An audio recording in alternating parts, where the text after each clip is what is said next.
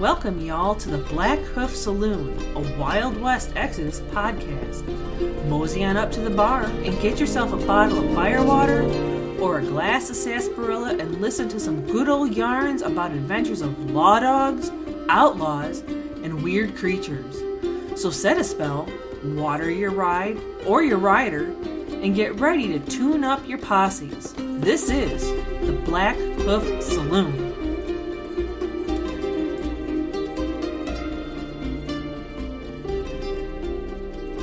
Howdy, howdy, all you bar dogs, and welcome back to Blackhoof Saloon, a Wild West Exodus podcast. This is Eric here once again with you. Holy cow, that needs some editing. Yeah, we're here again once again. And I am joined, as always, with Brian and Tom. Say hey, guys. Hey, guys. Hey, howdy, everybody. Oh, you stole Brian's gimmick there, Tom. I'm not an original character. I just play one on TV. I want to start off today's episode and thanking everybody that emailed us or messaged us and said, "Hey, congratulations for our 1-year anniversary episode we had last month," and we appreciate it. We want to say thank you to everybody that actually still listens to us ramble on and just talk about nonsense. So it means a lot to us. I don't talk about nonsense. I don't know what you're talking about. I'm talking about nonsense. I only speak sense. 2 cents? We make sense of this game. Yes. Don't. That's what we do. Don't get him going, Brian. He'll pull out his big old book. I'll throw the book at you. So, what have you guys been working on? You guys got anything cool to start off the show with today? I've been working on very slowly, my Warrior Nation wolves that I got at Adepticon, and I kind of got sidetracked and started working on some terrain that I picked up there also, like the saloon and the cat house. No paint yet, though. I've been working on Redacted. Quite a bit of it this past week. A lot of redacted. It's really awesome, but it's redacted. Okay, to be fair, we all know I don't actually work on things.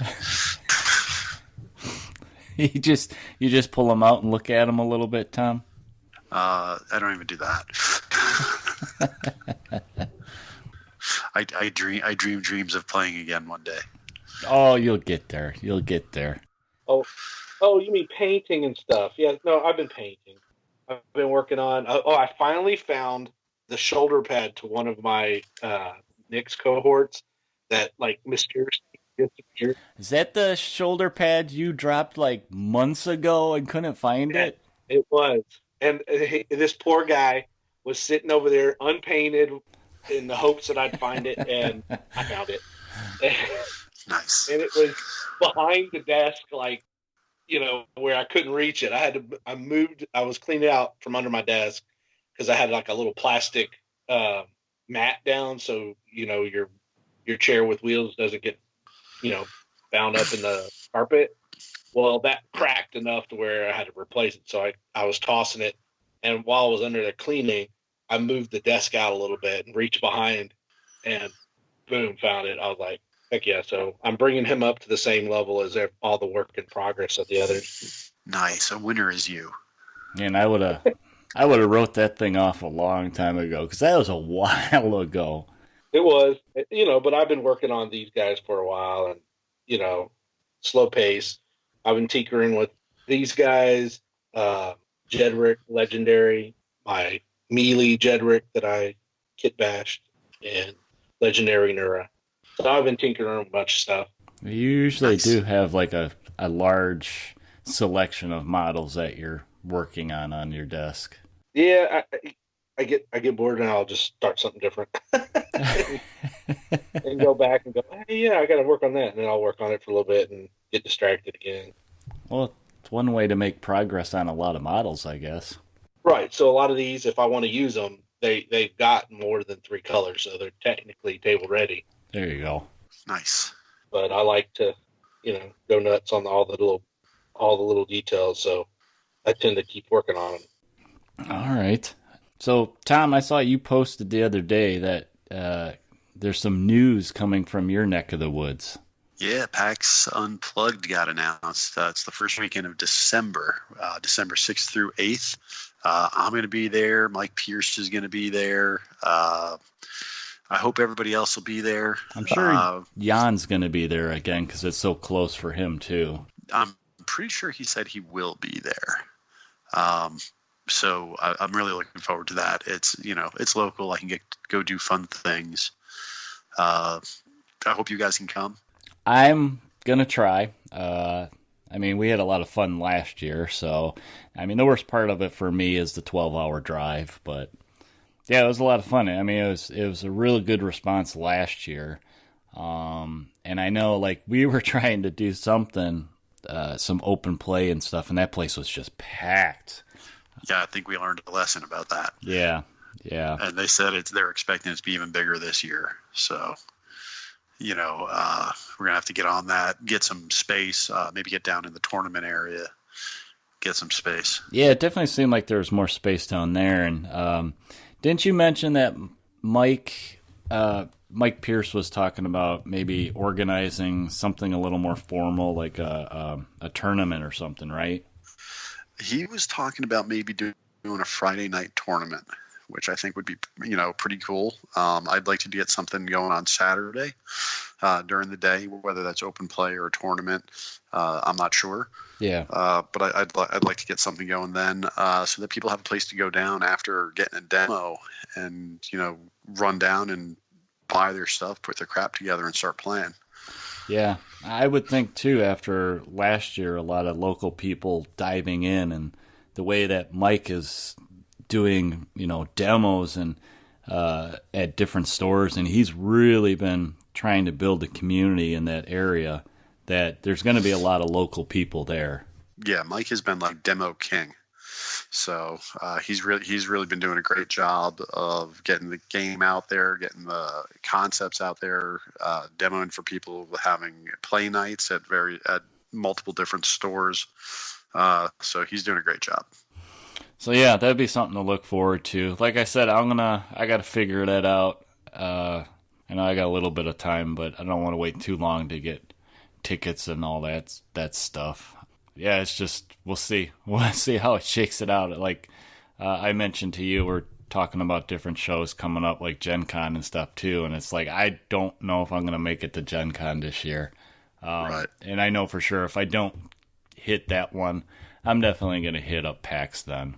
Well, you got a place to stay if you want it. We still have to drive in after that, but yeah, always grab a couch. All right, I have to keep that in mind. And I'm not allergic to any kind of critters. I don't have any critters because I'm allergic to all of them. my critters. Well, if I make it, I promise not to bring any critters. No. What are you going to bring? Scorpions? Scorpions and cows? Yeah, scorpions and cows. I'll bring a baby cow. Call him Norman. Don't forget your horse too. You can't forget your horse, Brian. Being from where you are. Right. So yeah, I'll leave the month before and I'll ride him up. Nice. Then you go home and I'll be like, yeah, screw you. I'm the horse you rode in on. Well, all right. I think today we're gonna probably talk a little bit of. We mentioned doing demos and stuff. We're gonna talk a little bit today about Warhost, and we're gonna try and get some guests on the show and go over a little bit of what all that entails. And we also have another little short segment for you guys that's kind of centered around getting different models and collecting them. So why don't we go ahead and get this rodeo started, guys? All right, let's get it on. Man, I was like serving one up to him, and I didn't get nothing. Huh? What? Wow. I said rodeo, and I didn't get a yeehaw. I'm like, who got served? Anyway, let's move on. I don't know. If you really, really want one, don't you have those like saved on a sound bar or something? I probably do at this point. I could pull them off. I mean, you should. I mean, I got. Okay, so I'll tell you something funny. So I'm driving. I think I was headed to pick up my daughter, and flipped the channel to one of the country stations, and guess what song starts coming on? And I immediately think of you guys in a podcast. Save a horse, ride a cowboy. I'm thinking. No. I'm thinking. Push it. Rhinestone Cowboy. All right, so cowboy. Oh my god. Back it up, laugh. Yeah, Mary actually likes that song. Well, doesn't everybody like that song? No. I was forced. I know Brian likes that song. Yeah, Brian likes it. I was forced to grow up listening to country music, so I really don't like country music now. That's country music? I never considered that country music. Yeah. That's pop. It's pop. Rhinestone Cowboy? Yeah, I never considered that really country-ish. No? I don't know. No. That's real country. The newer stuff. Country. No, country's more depressing than that. Country's all about depression. I mean, my parents listened to the Oak Ridge Boys and Alabama and. Oh man, play me some mountain music. Yeah. Oh my God. Yeah. Yeah. That's 70s country. See that mountain over there? One of these days, I'm going to climb that mountain. Yeah, you know what I'm talking about. Bad. No. That's mountain music, man, by Alabama. Probably why I went the way I went with music taste. Bad? Well, no, loud. I went the loud metal way. Whoa, listen to us rambling on. And after I said we were going to move on. So, like I said, let's get this rodeo started, guys, and move on to our first couple segments in the show today.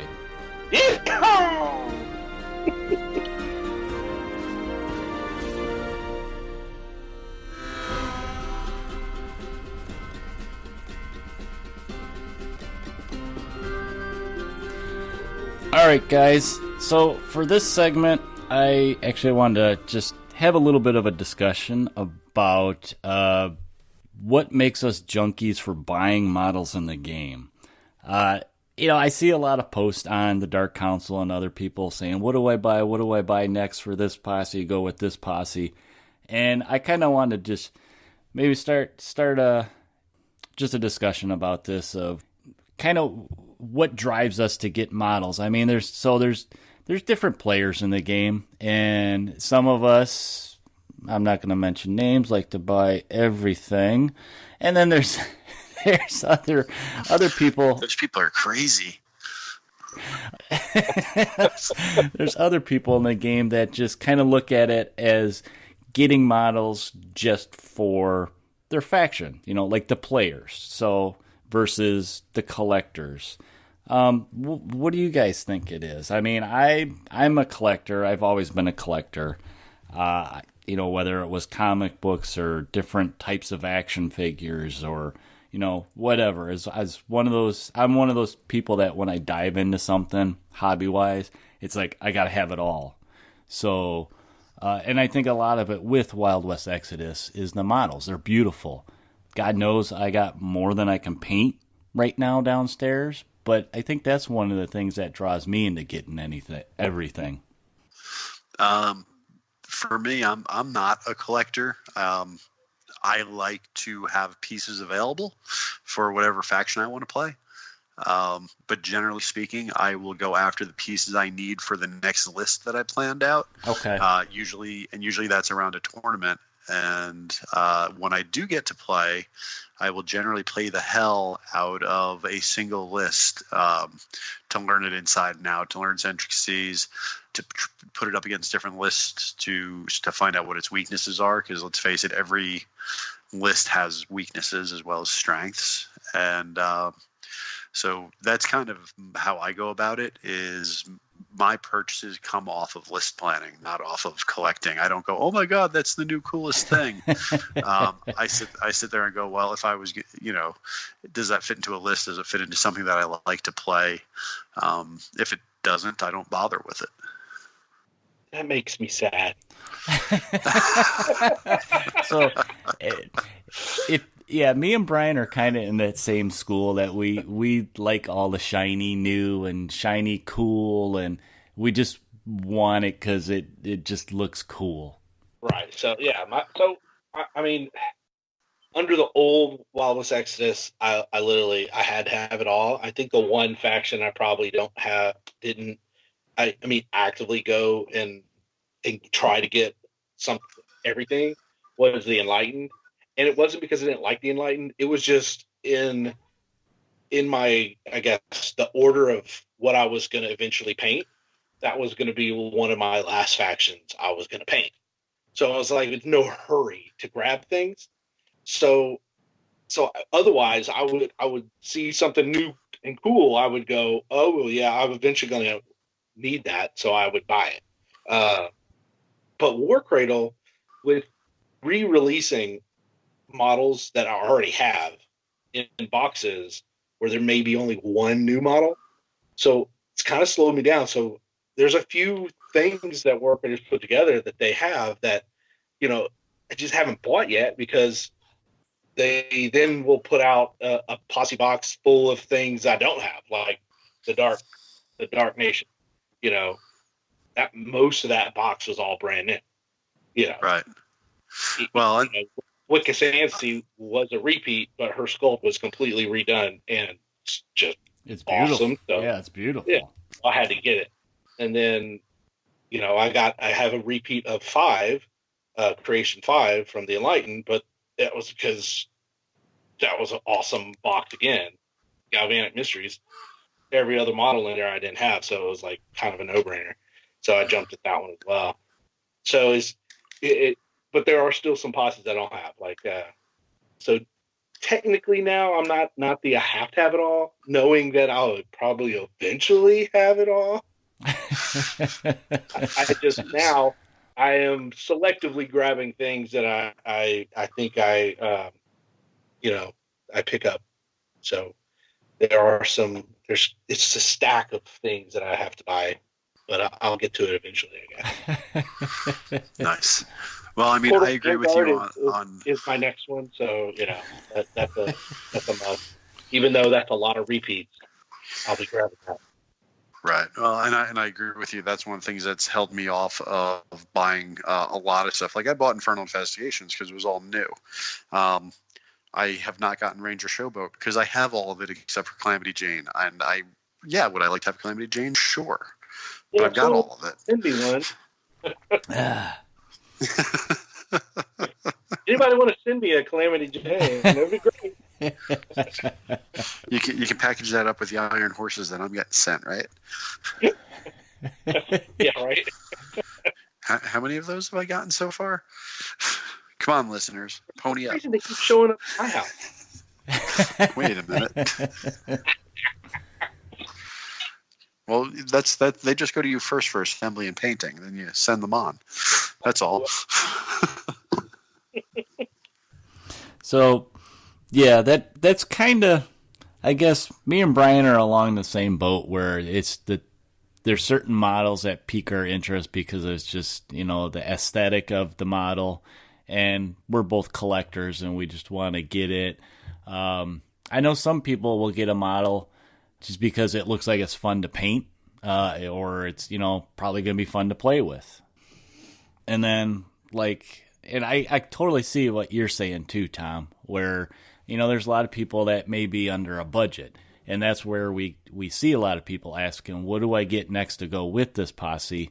They don't, they're limited on their gaming funds. So they want to make sure they get something that will either help a current posse build that they got going, and like you said, Tom, or what's the next step? What other avenue can I take this little build? So Right.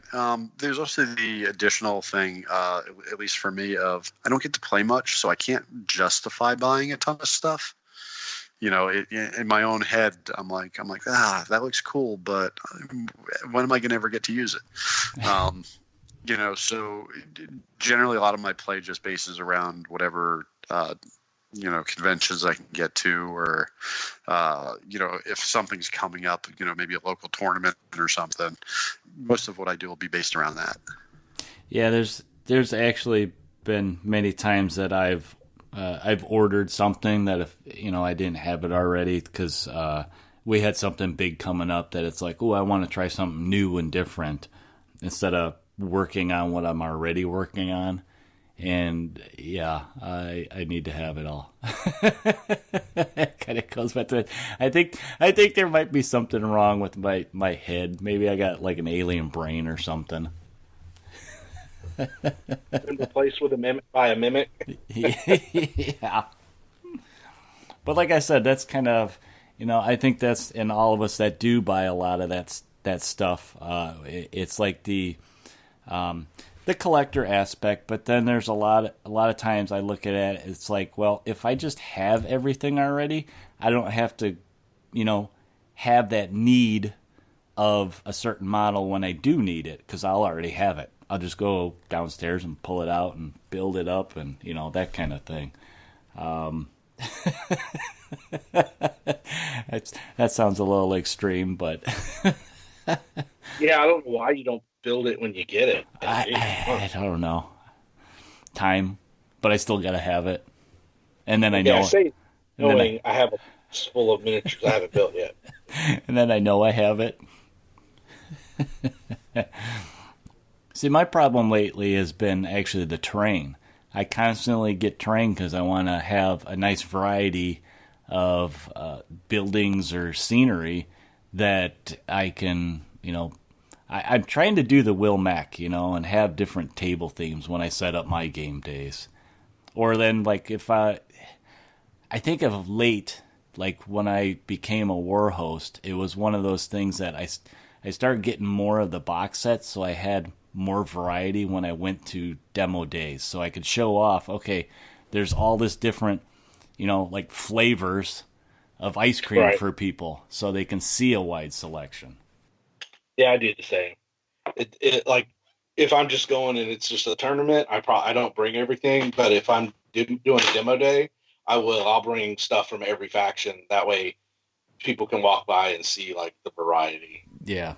Although I do admit they see more lawmen and order than any other faction. Those are the two factions I have the most painted. Well, those are kind of the go-to factions in the game too. Is your lawmen for one, and and a lot of people are drawn to the outlaws too. So I think that one being as big as it was, it's just like there was so much to pick from. So of course I just got a lot more of it. Yeah.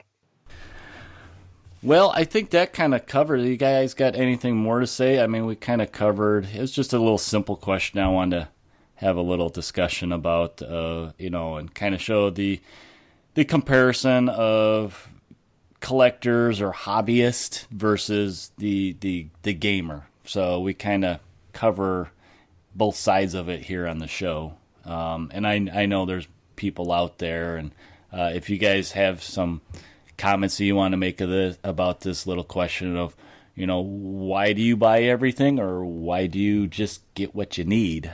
Go ahead and send us a message, on Facebook or an email. We'd like to hear some of your guys' thoughts on the question of, what makes us junkies in Wild West Exodus or not when it comes to buying models. And I think that's going to wrap it up, unless you guys got anything more to say. No, I think we're good. Okay. We'll go ahead. To the next session. Oh, wait. Well, we could say, we can say to Warcradle kind of slow down so we can keep up with them. Me and you anyway, yeah. Brian. No. Don't slow down for my account. Well, like you said, you'll get them eventually. I'll get them eventually. But Stuart teases the community and us a little too much for me to want things to slow down. Because he's still got some stuff that I want to see splash Yeah, definitely.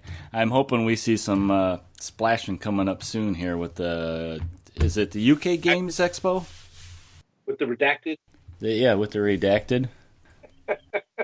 Yeah, he said something somewhere that, I mean, any time they come together in some kind of community event like that, there's a chance for us to see something that we haven't seen before, or see something that's on the way, or splash something, amazing. Like they just showed another one of the spoilers for the next pre-orders, and it's a not apparent when you first see the little tiny icon, because it's a new sculpt of a model we've seen. Oh, okay. Right. So it was kind of neat. It took a while. It was pretty fast. Again, we have a lot of really good eyes in the Dark Council, community. So it didn't take long for somebody to point it out that it was the Vermilion Sentinel. So he used to be called the Destroyer, and he's got the big wide open maw of a mouth. Yeah, that's right. Cannon that now is a portal cannon. Well, so they got a new fresh art in the store for a while ago, and one of them shows it has like some kind of spiky blade. So the hand with the big spiky blade was the hint. So someone saw it and was like, "Hey, that's it. We now have it's going to be two different models. So it's probably going to be like a 2-pack, similar to some of the other support packs that we've seen." Yeah. So because now the artwork has got one of each pose in the picture, so it'll be similar to like the gray specialist that we just saw. So should be interesting. All right, cool. I think I said we'll move on. I don't know. I'll edit it. Either way, we're starting to ramble on again, so why don't we go ahead and wrap up this segment. Whatever makes you guys a junkie for Wild West Exodus models, whether it's because you got to have everything and you tend to go towards the painting hobby end of collecting, or if you're just, building onto existing posses and, you're the gamer. And remember, it's basically comes down to it's all about having fun with the game. So we'll go ahead and move on.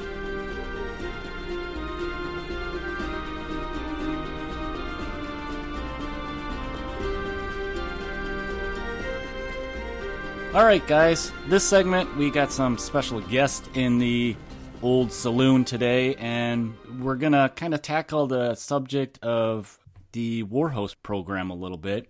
And what we got today is we got some, what'd you call it, Jan? You called it legendary demo guys. So we got Jan and Mike, who some of you may have seen if you were at Adepticon. They were at those tables like all day, just giving gazillions of demos for everybody out there. And none other than Brian's here with me, and hopefully Tom might join us a little bit later. He's probably stuck in traffic right now.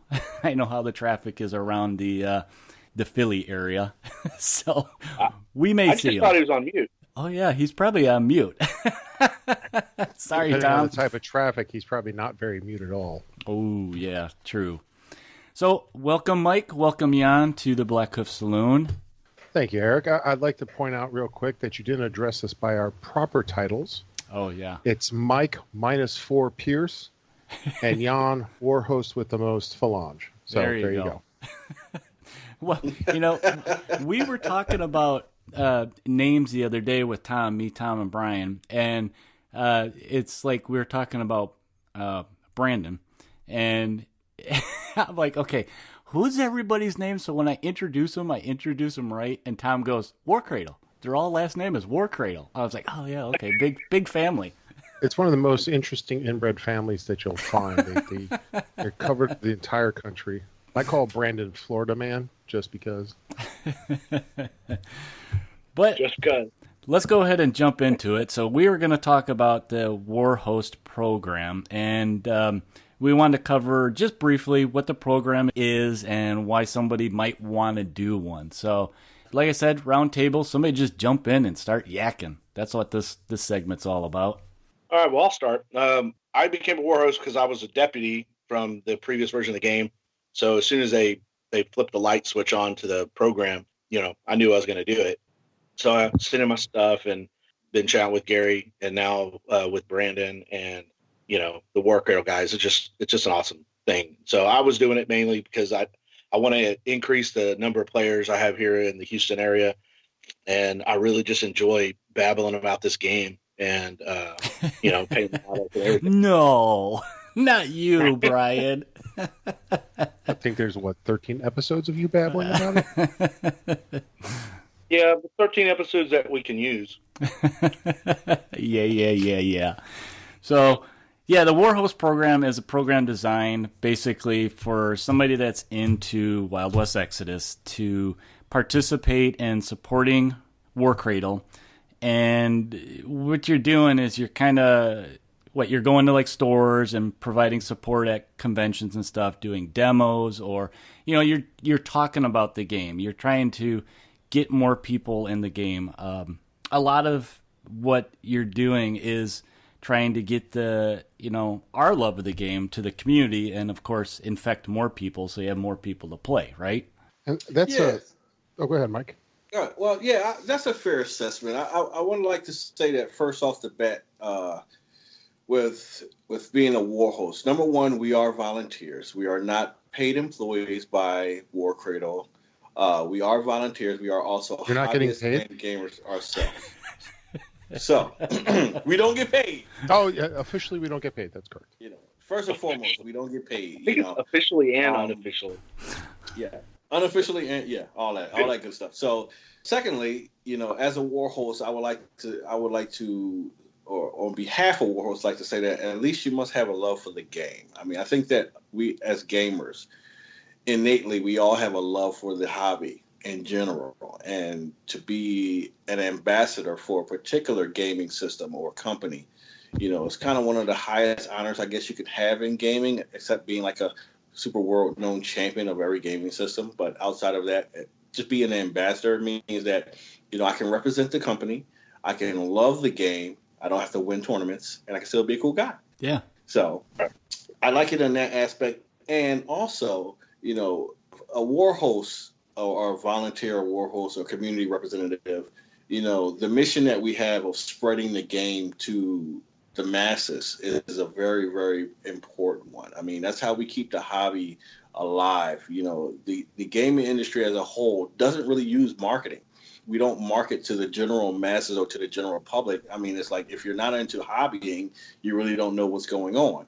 And Warhost, or whatever your particular company's brand of ambassador are, is the link that keeps the community involved, between the companies and the general public for the most part. Yep. So to be a part of that is something that, I hold dear, and I appreciate every opportunity that I get to do it. Now, I'm now war hosting for Warcradle, but I do have a little bit of pedigree in being a, volunteer representative for several other companies in the past and currently. So, as Jan stated when we first started that, we are of legendary status. we got a little bit of leg in this game, so this ain't our first riddle. Yeah, if I may, it's like Mike says, this is my, fourth, fifth game that I've been a volunteer for. I was a press ganger for Privateer Press for over a decade. I did Guild Ball, with the pundit program as well. And, what Mike said earlier was true, is you share your love of the game. You share your enthusiasm as to why this game is fun, why you should spend your time playing this game. And as a volunteer, irregardless of what game system, you are kind of a flag bearer on the ground level for these companies to get that face-to-face interaction with people and saying, hey, if you want to have a good time, if you want to have some fun, this game is cool and here's the reasons why. And then you hope they find those reasons to be reasons that they want to play the game. If it's anything from, aesthetic is the good hook, but then you got to make sure that they they appreciate the game and the rules and the camaraderie and stuff. And that was the thing about the press gang that I loved the most. Yeah, we were pushing. You know, we were showing people how to play War Machine and Hordes, but that camaraderie, not only with the press gang itself, but also with the press gang and their communities, and with the people that they played with, and that they act as that center point for people to commune around and say, hey, let's all do this thing and have a good time doing it. It takes a special person to do it. There's some people who are volunteers that I think have actually been a negative impact on games. Yeah. Because they're just not, they don't understand as Mike said it, that sense of sacrifice to be a volunteer sometimes, because sometimes it's more important to get other people to play the game than for yourself to play the game. Yeah. That sacrifice, and you got to be passionate about it too. All right, so we kind of covered a little bit why somebody would want to be a war host. So, I mean, simply, how does any player kind of become a war host? Let's touch on that. I mean, it's pretty simple, right, guys? You can go on the website. They have forms there that you fill them out, submit them, and more or less you wait for a little bit and wait to hear from Gary, and they send you a shirt, and you're like officially a representative of the company. Yeah, I mean, the process itself is kind of simple, and I don't want to misspeak for that, the in particulars of it, however, but just a general overview is, I would say that if anyone is considering to be a volunteer or a war host or, you know, a representative of any gaming system, not just Warcradle, but any system. Number one, you should know the game. You should know the product, of course. Number two, I would definitely look at yourself, just like Jan just spoke on, you know, are you a people person? Are you able to relate to the individuals that you're going to be, you know, showing or being an ambassador for the game? I mean, are you able to articulate? Are you able to teach? Are you a good teacher? Yeah. Are you a good proponent of a demoer? Can you show the nuances of the game, the particulars of a game, and not be biased? You know, those things are important because everybody doesn't play the game or see it the way you see it, but you have to be able to demonstrate the game so that everybody can see it. Yeah. You know, see it for themselves or see themselves playing the game. And they may not play the game particularly the same way that you or use the tactics that you use. So, you know, looking at becoming a demoer, you need to be able to be neutral in your explanation of the game and its strong points, you know, some pros, some cons, and then look at various different types of strategies and tactics and play styles and be able to express that to the right type of person, because everybody doesn't play, everybody doesn't look at it a certain way. People like the game for various different reasons.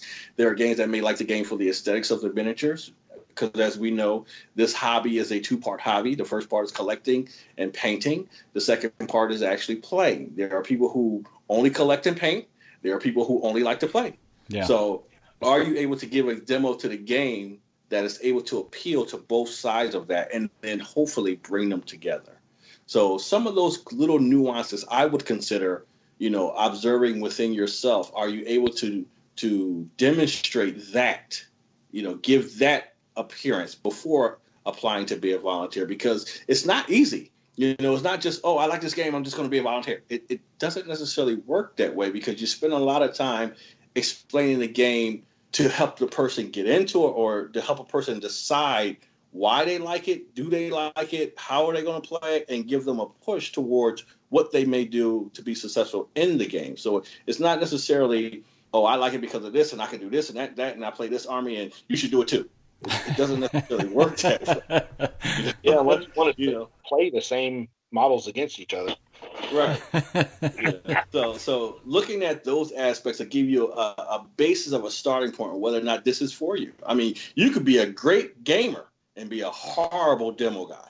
You know, so those are things that I would look at first. Once you get past all of that, you know, then you can start looking at, okay, well, maybe I do enough in my community that I might want to be the representative to represent this game. Yeah. And then I would, you know, even before you even think about putting in a Warhost application or going online, you know, volunteer at your local game store. You know, help assist with the store putting on events. Being an ambassador there on the personal level. Just show the new guy, hey, this is what we're doing, and see if people respond to you in a positive light to where they might enjoy themselves. That'll give you the basis of whether or not you'll be successful, because you can be a quote unquote demo guy or an ambassador of a game and not necessarily be a war host. Exactly. That's actually a great point. You don't need the title in order to be a war host. Sure, it's neat. You get that recognition. It's kind of that special club, and you can tell people, hey, I'm a war host, or I'm an official volunteer. But the proof is in the pudding. If you're out there with your models, if you're showing people how to play the game, if you're helping them take their game to the next level, if you're trying to work with the store to get on their schedule and stuff, you can do everything war hosty, and you don't need the shirt for that. Yep. You don't need the title for that.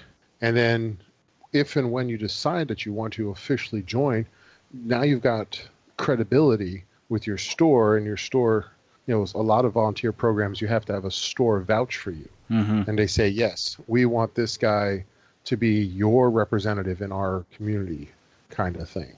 So, yeah, it's once you put on the title of war host, I believe that there's a whole nother level of expectation that comes from you, that is expected of you. If you have that title, if this company has given you that seal of approval and said, yes, you are one of ours, I feel that you have a different dedication and a different responsibility to the community and stuff than just, hey, I like to hang out here and play this one game. Yeah.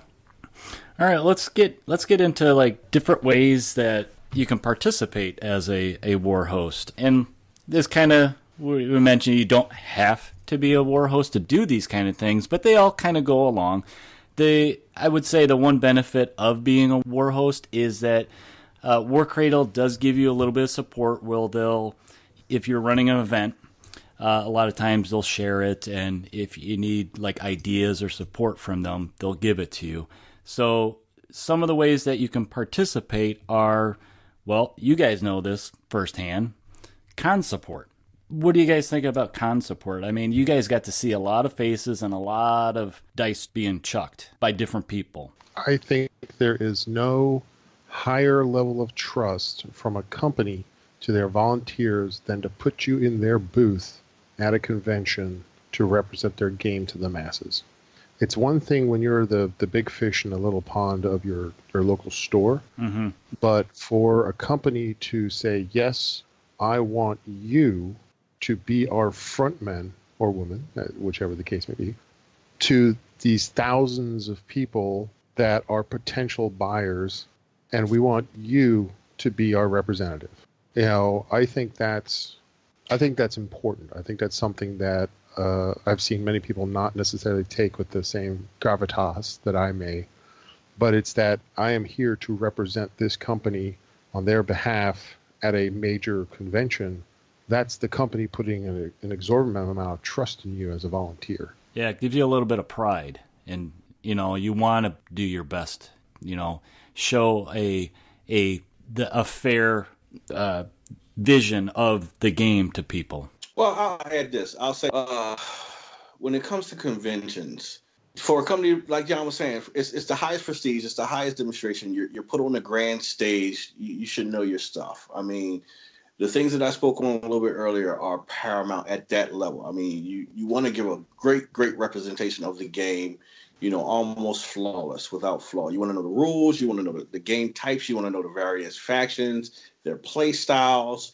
I mean, and again, you have such a small amount of time to give all of this info, to so many people repetitiously. You need to be on your A game. So, not that I would say that I would discourage anybody else from that, but when you talk about doing demos at a con, you're kind of on a professional level as a professional representation. I mean, it says a lot for a company to bring in, volunteers to do that, as opposed to their own staff. So there's a lot, the trust factor is high there, but then again, I say again, it's you're on stage, you're presenting the game, you're given a very, very lot of information in a very brief way. still enough detail to make a person decide whether or not this is the game for them. Because, quite frankly, you really have one shot. I mean, when that person is in front of your table or your demo station for, the next 15, 20 minutes, you got one shot to either make them love it or hate it. They can walk away, loving the game and saying, hey, I'm all in. And the only way they show you, they make a purchase, or they say, I hate it, they're gone, and then you're like, well, what did I do wrong? So it's a time where you either sink or swim. It's not for the meat, as they say. That being said, cons is, it's a different animal. That's an endurance match right there. Yeah. It's a very different animal as opposed to your local game store. I mean, at your local game store, it's like being in your house on your recliner. You could do anything, say anything, do it your way. But when you're on grand stage at a con, it's the level of expectation and execution should be of a high caliber, to not only represent yourself, but also represent the company that you're volunteering for. So as far as concerned. Now, like you mentioned, another way to participate on the other end is the local game nights. Like you said, Mike, it's kind of your step down. It's the place that you can try out different things. Most of the time, they're people that you've seen at the store numerous times. So that pressure's a little bit less to, hook them right away. That's where you can practice your demo skills. I mean, that's a great way to start, too, for you to participate, whether you're a war host or not. I think it's kind of funny because you go to a convention and it's about your skill as an educator and a demonstrator of the game, right? Yeah. But when you go to your local stores and your local areas, it's about your credibility. It's about, these are people that do know you, and they may know you for a long time or not. And about stores that may know you. And if you say, hey, I want to see if I can get some of your shelf space for this, well, now you're talking about their money, and their livelihood. And you're talking to people, you're like, hey, I want your time and your attention for this thing. So what kind of reputation do you have in your local area? Are people willing to listen to you talk about a new game, or are you, unconsciously that guy that whatever system you're playing, people are going to avoid simply because you're playing it? Now, we got a guy at our local store, and I keep an eye on him, and whatever system he is currently playing, that's a system I stay away from because I've just watched him play. But if he was like, hey, I'm a volunteer for this company, I'm like, yeah, sorry, man, not interested. Thanks. Yeah, that's really true. I mean, on one aspect, it is a little easier, but on the same token, just as Jan just explained, it can be quite difficult based on the locale that you keep, and the mindset of your local base. I mean, there's a million games, there's a million things grabbing for your money dollars, a million things. Every month there's a new shiny. What's the new shiny, and why should I buy your shiny? So. As in the local scene, well, at a con, conversely, at a con, people are there to see your stuff. So they're coming to you to see your stuff. Not so much maybe at your local store. So the onus there is to convince the people that you game with on a regular basis to try the new shiny that you are selling. Yeah. And not necessarily selling, but that you are representing, and that could be a task. It could be easy. It could be a task. It depends on you. Again, going back to what I said earlier, it depends on your social skills and how you are and a demonstrator. Yep. I'd like to take a quick moment and say, as a volunteer for any system, if you... Can you guys hear me? Yeah, we can hear you, Mike. Go ahead, Jan. Were you on mute, Mike? Houston, we have a problem. No, Houston's fine. We're all here. I'm fine. You're fine. We're all fine here. Houston's fine. That was a boring conversation anyway. One of the things that I would tell the rookie volunteers, that I would take under my wing as the grand old man, is if you have to belittle or talk down about another game in order to make your game cooler, then you are doing it wrong. Right. Because there are people who like these other games. And as Mike said, you are trying to convince people to stop playing or add to what they're already doing with their money and their time to shift focus to what you're doing. But if the only way you can convince them is to tell them the thing that they're doing is crap and argue with them why yours is better versus theirs, well, then you're just kind of spitting in their eye a little bit. And even if somebody doesn't play the game, people that hear you, it's like, oh, I'm going to sit here and I'm going to trash Warhammer 40K just to make Exodus sound better. Well, people will remember that. Yeah. Yeah, you want to keep it in a positive light. Yeah, and you can say, well, oh, you like that about 40K? Cool. Similar, I like this about Wild West Exodus, and it gives me kind of that same feel. Yeah. Right. I would say this. I would say if you're really passionate about being a volunteer or a demoer, don't get so hung up on being a war host. I mean, it's great. It's an excellent experience. You get a little kudos. You get a little, I don't even know what to say. You get noticed a little bit. I'm just a demo guy. I'm not nobody important. I just give demos. I don't get caught up in all the celebrity of it. I say if you really enjoy a system, if you really enjoy a game, play a couple games at your local shop. Get good at that. Continue to do it. You will build a community. If people like you, they like the game, they'll be there. I mean, it's really that simple. It's not. Don't get so hung up on, oh, he's an official war host or she's an official war host. I need to be that. No, you just need to be yourself. If you enjoy it, you enjoy the hobby, spread it. People will feed off of your enthusiasm for it, and they'll either love it, like it, or not. It's that simple. We don't take anything personal here if people don't like the game, or, you give a couple of demos and people say, that's not for me. Okay, cool. It's like pizza steaks and, cheesesteaks. Some people like pizza steaks, some people like cheesesteaks, some people like French fries, some people like, smashed potatoes. Everything is for everyone. Just as long as you are enjoying yourself and you can exhibit your excitement and your love for a game, people will gravitate to that. I mean, that's really what it's about, presenting the overall experience in the hobby, regardless of what game system it is. I'd just like to say for the record that I am a celebrity, so carry on. I'm famous. I'm famous on the internet. I don't sling the name Devil Squid around as much as I used to. That was a thing for a time, but that is indeed me. Carry on. Wait. You're Devil Squid? One and only. Watch out.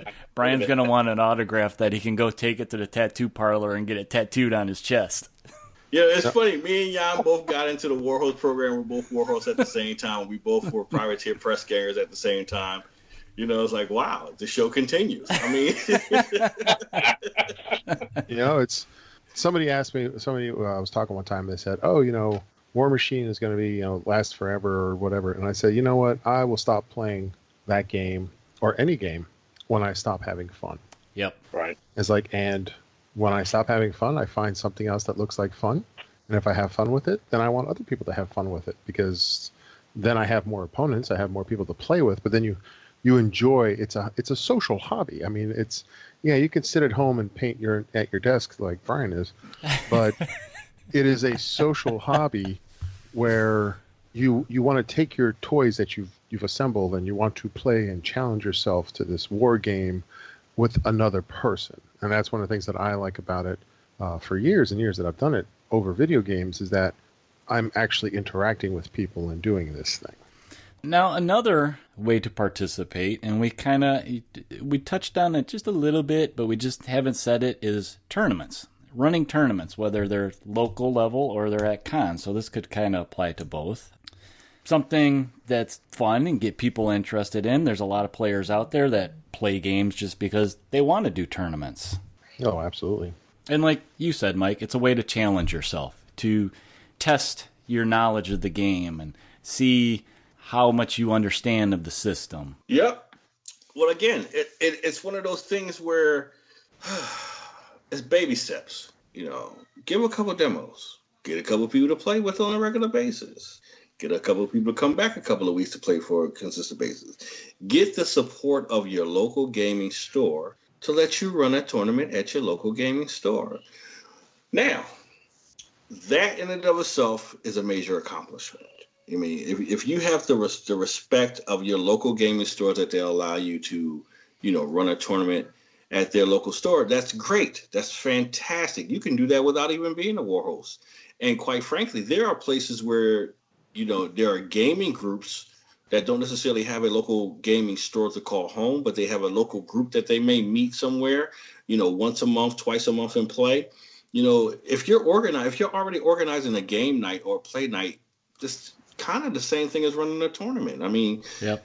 It's organized. It's a one-day event. You give somebody some prizes at the end of the day. I mean, it's not that hard than running a regular play day. So, sometimes people get a little bit of anxiety when it says that, I can never run a tournament. It just seems like it's just so much, and I don't know if I can do it right. I don't know if I'm performing this right. I don't know how to score. I don't know how to judge. What am I doing?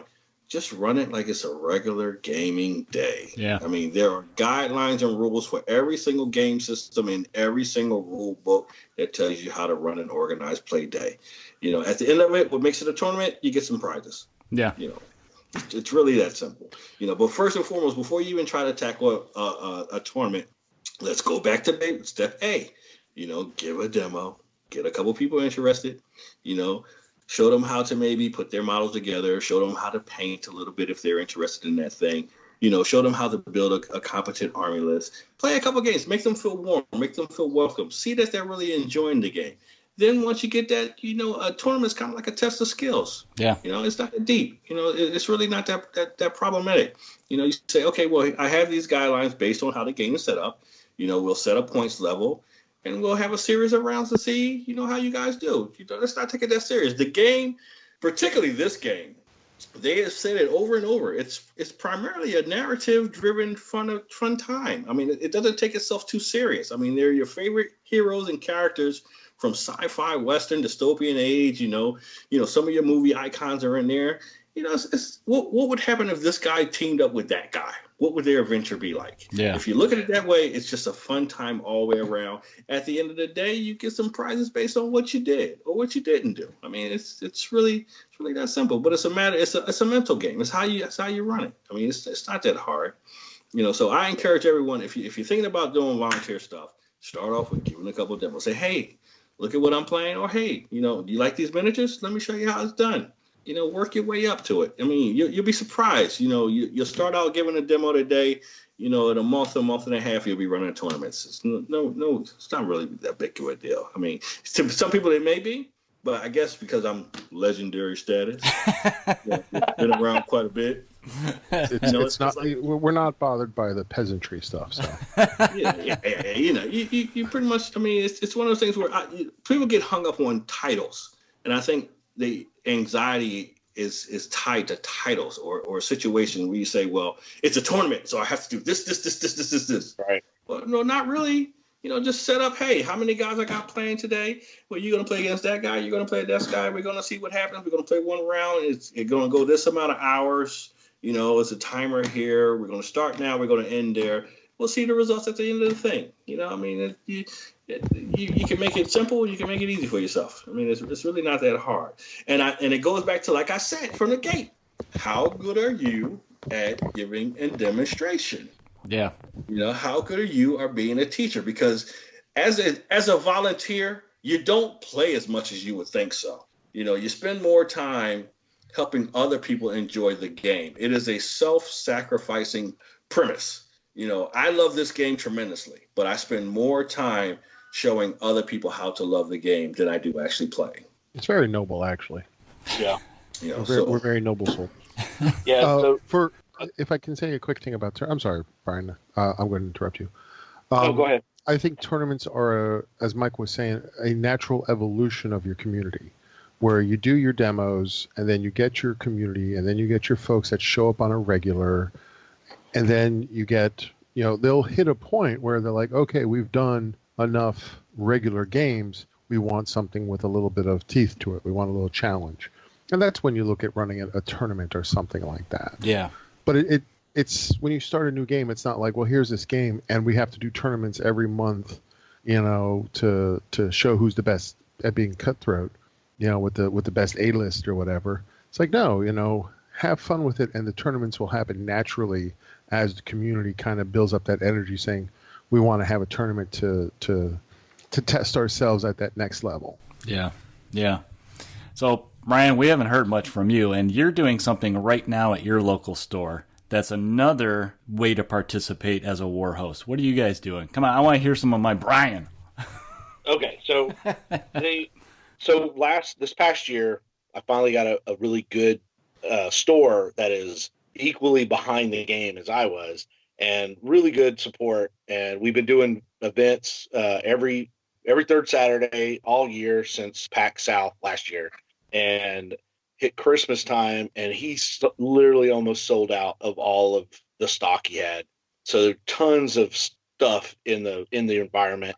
And the spring, it was a slow dip, and we had very few pop-ups at the Saturday events.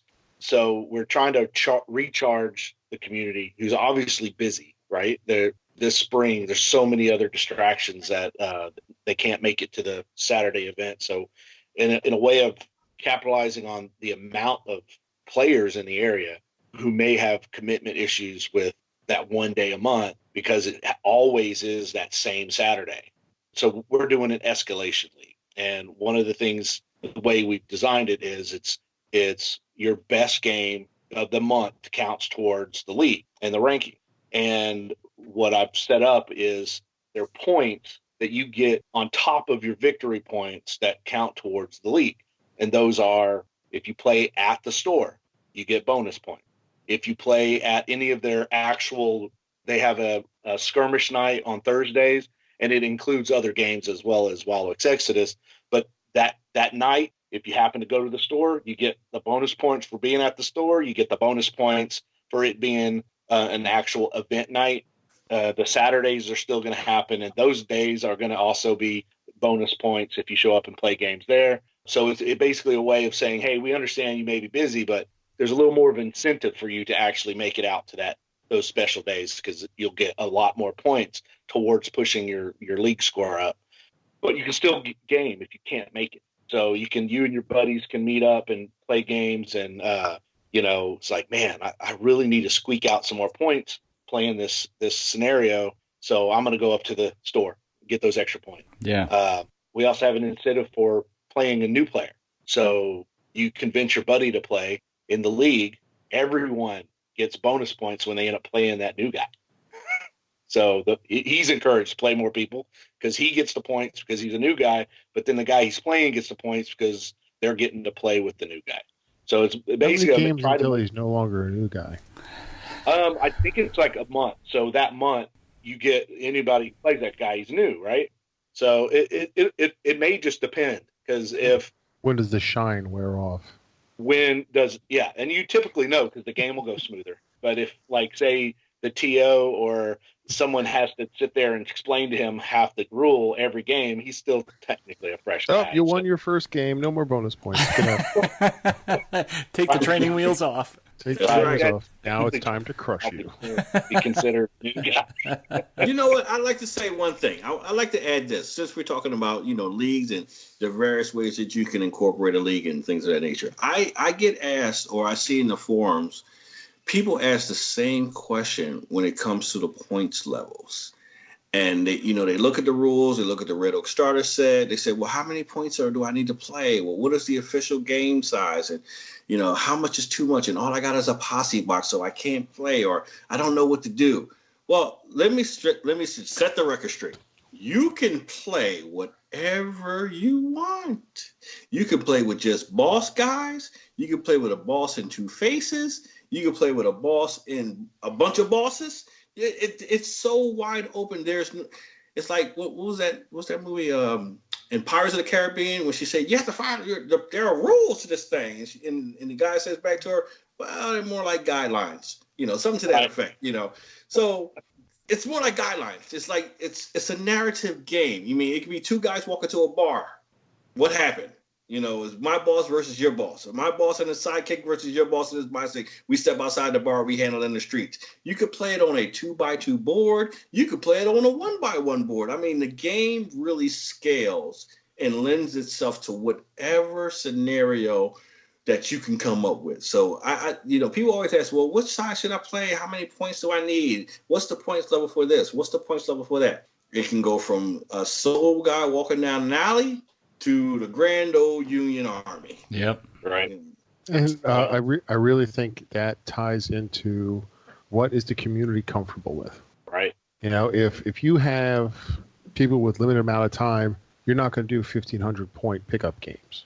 You know, sure, a tournament, you get 3 or 4 games in, you have time and space that you've dedicated for it. But if it's like, hey, we're getting together on Thursdays to earn our extra points for the league, as Brian was saying, it's like, okay, 1,000 points is what I've got time for. Right. Right.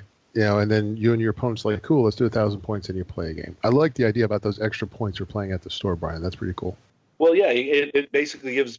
I mean, obviously the store wants all the games happening there, but sometimes they can't afford everybody to show up that often, especially in an escalation league where you can play every day in that hunt for the highest victory point total, right? So this way they know, hey, we're encouraged to go these set times, and they've been that way for a year, right? So it's not like it's new days; it's the same days, but now there's more of an incentive for them to go, because we're going to do awards for each month of the league and then a league champion. So there's encouragement for them not just to casually jump the, hey man, you're going to want to get more points. Yeah. Because there's plenty of prizes available as long as they have, they commit to it. But one of the things I also didn't do the standard gunslinger rules, because they do specify boss and faces only or posse box only. We didn't do any of that. So it's wide open. Giving them the ability is like, yeah, I do suggest the scenario, but the scenario suggestion just gives them a bonus points. It's not a mandate. So like I'm pushing, it's been a year. We've done a lot of the basic scenarios in a lot of our games. This is the Badlands Summer, Badlands Escalation. So every week I say, hey, this Badlands scenario is the scenario that'll get you bonus points. So they're encouraged to play these. They're a little more difficult scenarios. In July, the last 2 weeks of July, the scenarios switch over to adding perils. So they have to pick up a peril. And again, this is a way of encouraging them to spread their wings, per se, adding a little more difficulty to their games. And it does escalate to 1,000 in July and then 1,500 in August. And if they're committing and are playing multiple games a week in the hunt for these monthly totals, by then the last 2 weeks are Rift and Shack with I think that last week it's like you get to pick your peril instead of a random peril. It's you get to pick a peril. So then and each opponent picks one. So it's like not only is there one peril, but there'll be two, and your opponent picks the one they want to bring. So it just makes it even more of a crazy game, because you have the two craziest scenarios, and we're going to add perils to it as well. So just to amp up the fun. And I don't like a whole lot of restriction. That's one of the coolest parts about the posse building and Wild West Exodus is having that flexibility. And we don't want to hinder that at all. We're like, bring your bosses as long as it's still under the point cost of the suggestions that week. Bring it. You want to bring all your bosses. You want to bring, I just like the flexibility, and I'm pretty sure a lot of people do too, especially if they're still buying what they want. And also with the painting part as well. There's no mandate for paint, but does give you bonus points towards the league. So it's encouraging you. Painting and of models course, do better. It's a scientific fact. Scientific, yeah, right. You've heard it, guys, from the legends. That's right. But it has to be fully painted, because otherwise the rest of your models are ashamed. Actually, Brian, you touched on something that I want to highlight, because I think it is the most important thing about building a community, and that is consistency of presence. That just having your models on the table on a regular basis, and like you said, if it's the Thursday, this is our skirmish day at the store, like if you're there every other Thursday or every Thursday if your schedule allows it, and the store knows you're there, and people say, oh, I'm interested in this, it's like, oh, well, this guy's here every other Thursdays, that the walk by factor of people walking by and seeing your toys on the table, that hooks them, and they're like, and that breeds interest, and they're like, ooh, what's that? Yeah. And if they see people playing the game and having fun, then they want some of that. They're like, ooh, they're having fun.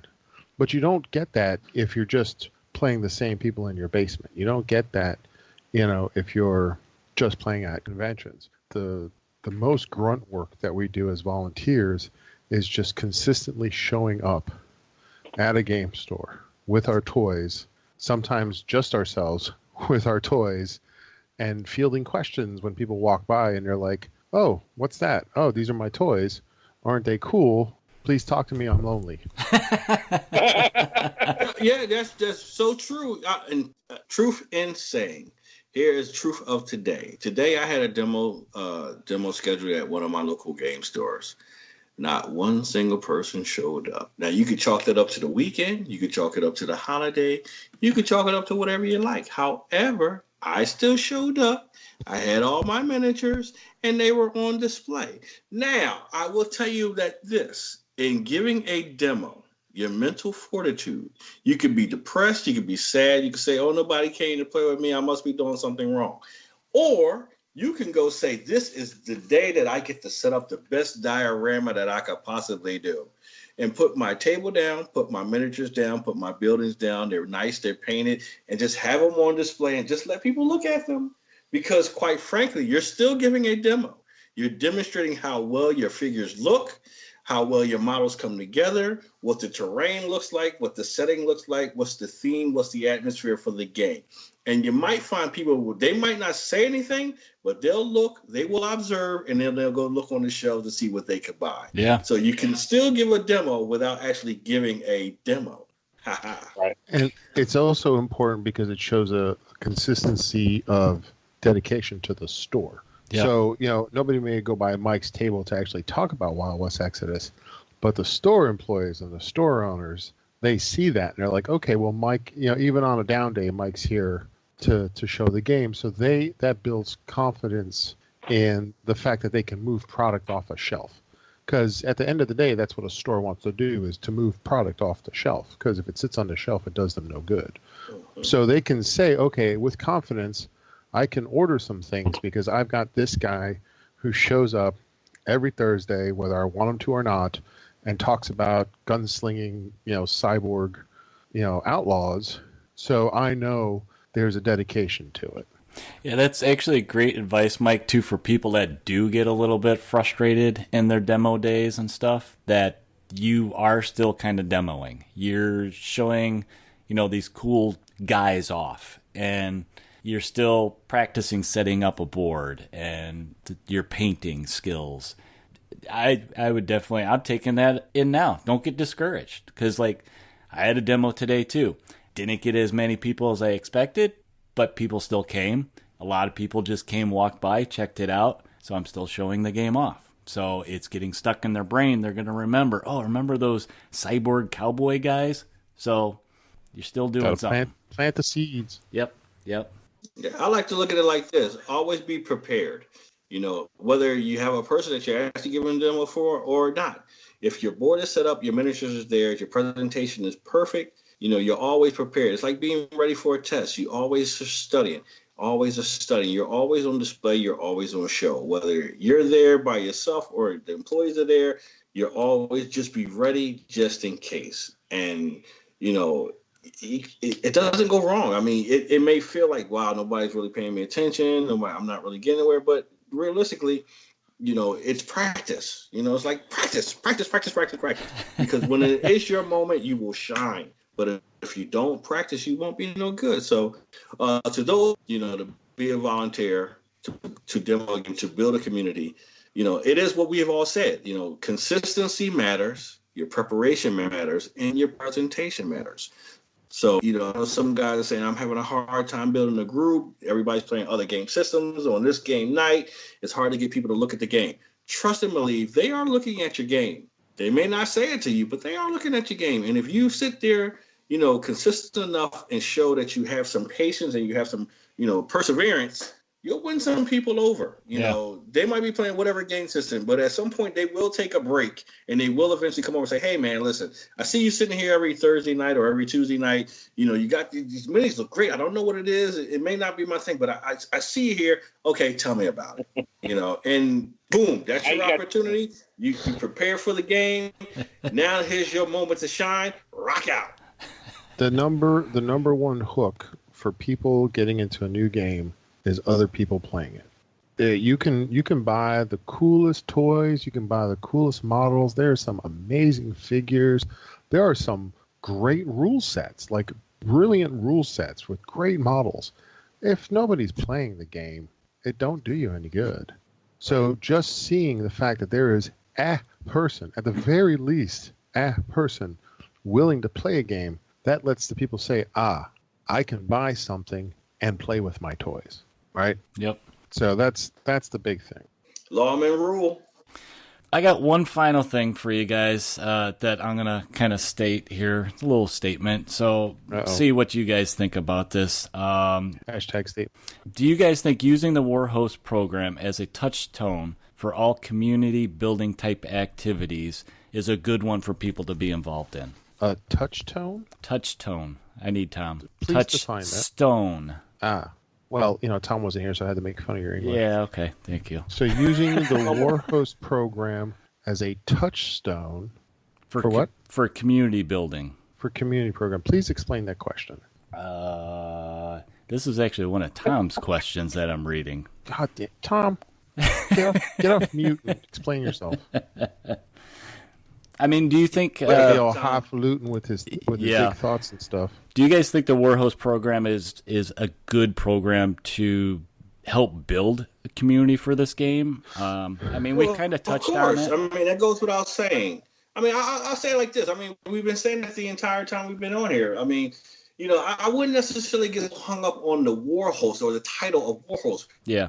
But if you're a good steward of the game and a good steward of your local community, then, you shouldn't have any problem building the game. I mean, it doesn't matter if you're a Warhost or not a Warhost. You don't have to be a Warhost to be a good steward of the game, to be a community builder. I mean, you just got to be passionate about it and love the game. To simply put, War Machine and Hordes, from my experience, doing it for like 12 years, War Machine and Hordes would not have blown up as the game it had become if it wasn't for the volunteers. Getting those passionate people out there, talking to folks, showing them the game, encouraging the community. I honestly think that not having a volunteer program, even a skeletal structure of a volunteer program, is a detriment to a company, because we're nerds and we're passionate about our toys. Yeah. And if you can harness that and say, okay, passionate nerd, go talk to the other nerds and get them passionate about our stuff. You get, all of a sudden you have this following, and then you have this community, and then you have tournaments and people wearing cowboy hats and all this crazy stuff happen. People fly to countries in Europe for team tournaments, right? Yeah. Let's think about that for a second. You like your toy soldiers so much that you're going to fly to Hungary with 2 other people and play in a 3-person team tournament over a weekend. That's amazing. So if you can get people who are enthusiastic about a game to, I hate to say rabble rouser, as a rules reference, but if you can get the right people in the area, getting their communities excited and charged. I mean, we do carpools for tournaments. We host and we go to other people's for other game systems and tournaments, and you have that community and everyone's jazzed about it. You don't get that from the employees. You don't get that from Facebook. You don't get that from Twitter posts. You get some buzz, but to really get that stampede of people involved in stuff, that requires volunteers. Good volunteers, I should say. Well, I agree wholeheartedly. And if you're lucky, legendary volunteers. True, right. You can't always get a legendary.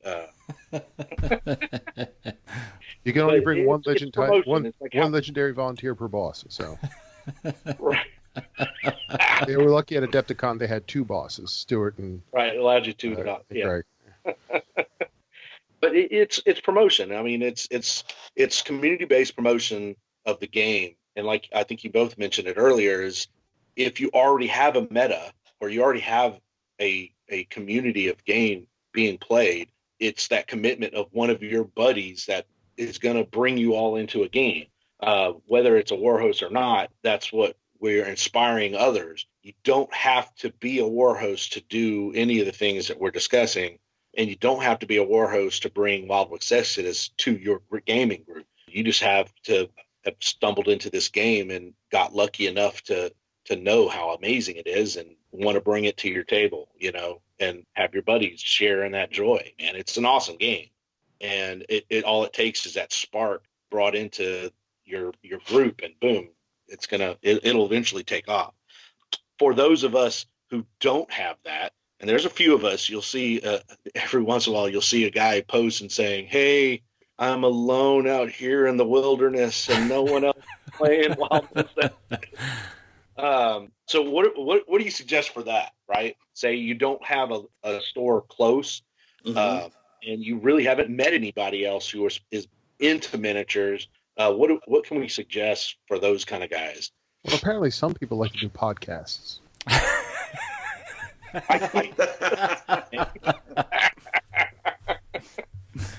Ouch. Right. No. Like that's one way is obviously backstab. We currently have the ability to watch other people play games because some of them are posting up battle reports. We have a pretty good community in Dark Council where their games are being shared. I meant more of on the line of like, what should they look for in the hopes of you? Because if you don't have a game store, you're out there, Yeah, and there's definitely something to be said about the United States versus the rest of the world. And I've had this conversation with folks about Guild Ball. A lot of people just don't understand just how vast the United States can be. Like some of those states are just big and empty. Oh yeah. And you can be, you could be the lone voice out in the wilderness saying, "This game's cool, echo, echo, echo," and your location just doesn't, help. I'm thankful that I live on the East Coast where all the smart people live, where we have population density, where I've got 3 or 4 game stores within the same distance of me, and I'm spoiled. Like I 100% accept and acknowledge the fact I'm spoiled with that. But sometimes your love of the hobby has to transcend the models and the game, right? So of course you can paint.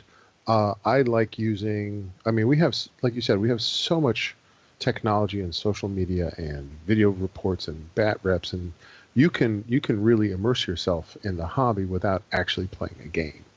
And as long as you are okay with that, as long as that scratches that itch for you, where some people use Vassal for some games, or some people. There's some really creative ways that people get to play these games, teaching their children to play so they have an opponent. Oh man, time's not even here. I can't dig it. But no, it's. I think what it is if you redefine what your enjoyment of the hobby is, to collecting and painting and showing off your paint jobs. I just posted a picture of Makara because I like that feedback. I'm not the best painter, but that's a neat little gold star where I'm like, okay, I haven't been able to play Exodus in a couple of weeks, but I did something for the hobby. Yeah. And people are like, well, here are your likes and stuff. Good job. I'm like, sweet, I get a little kickback for that. Yeah, you're still interacting with the community in just doing that. Absolutely. Now, I have some tips. I'm more of a practical, hands-on application type of guy. For the large part, some other games I used to play where no one in my city played. And there are 7 stores around me, and nobody played the game that I play. So what did I do? So to answer your question, Brian, more specifically, as to what do you do when you don't have a local playing group readily access to you? Well, first thing I would do is, number one, move. Well, move. Well, that is an option. However, I would start looking. I would expand my search outside of my local 5-mile, 10-mile radius to see where's the closest group that is gaming. Sometimes that may be 25 miles away. It could be 50 miles away. For instance, as we're talking here, me and Jan, we're about, a good 100 or so miles apart. Something like that. A 2.5 hour drive. And if Jan has an event going on down there in Maryland, I'll get in the car and drive 2.5 hours to go play in this tournament. I might play 3 games, but you have to look at yourself. You say, hey, you know what? Do I really like this game? Yeah. Do I really want to play the game? Okay, so I can't just up and bounce and just go there regularly. That's not feasible. So you say, okay, well, when are you guys having the next tournament? When are you having a tournament? If you guys are having a tournament, I can plan ahead for it. It's all posted up on social media. You say, okay, well, normally I wouldn't be able to just make the trip. However, I really want to play. I'm going to save up, or I'm going to dedicate this day to travel a couple hours, play at least 2 or 3 games with some people. I may not win. I might not win one single game, but at least I get the experience of actually playing other people that share the love for the game that I do. I wholeheartedly encourage that. If they don't come to you, go to them. I mean, get off your butt, go travel a little bit. I mean, you spend money on these models, you spend money, learning all the stuff about games. Get out the house, go enjoy the sunshine. Take a week. Sometimes I would say this: money is a thing, but if you have it or you can prepare for it, you save for it. Take a weekend trip. Go up to go across the state lines. Come above the Mason-Dixon line. For the weekend. I lived in New England for decades. I'm good. Good. Okay, wait. So you mentioned the difference, like the vastness of the United States versus like England, and it just used to crack me up. I'm like, these guys in England are like, there's nobody playing around me, and they mention their town. And of course, I know there are tons of people playing Wild West Exodus in England right now. And so I'm like pulling up a map and I'm like, dude, you literally live closer to a huge Wild West Exodus group, closer than my store. Right. My store is 45 minutes away from where I live. Oh yeah, you tell them it's like, oh, it's a 30, 40-minute drive. They're like, that's like 3 counties over, But again, if you live in England, you could drive 3 hours and be in France. Yeah. You can be like in a whole other country. I was like, I grew up outside of Houston, and it was 30 minutes, a 30-minute drive to the nearest McDonald's when I was little. I'm thinking everything was a drive from my house to the grocery store to everything. And so it's like, I just don't see that as a detriment. And some of my first demo days, I met up with Clay Bytel. He lives in San Antonio, and that's like two hours. But every time he's come into town, he just like convinces his wife and his parents to come into Houston for the overnight.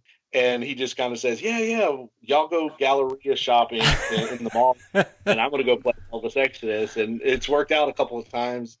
But yeah, you're right. Hey, look at a little bit larger of a sphere and make a plan.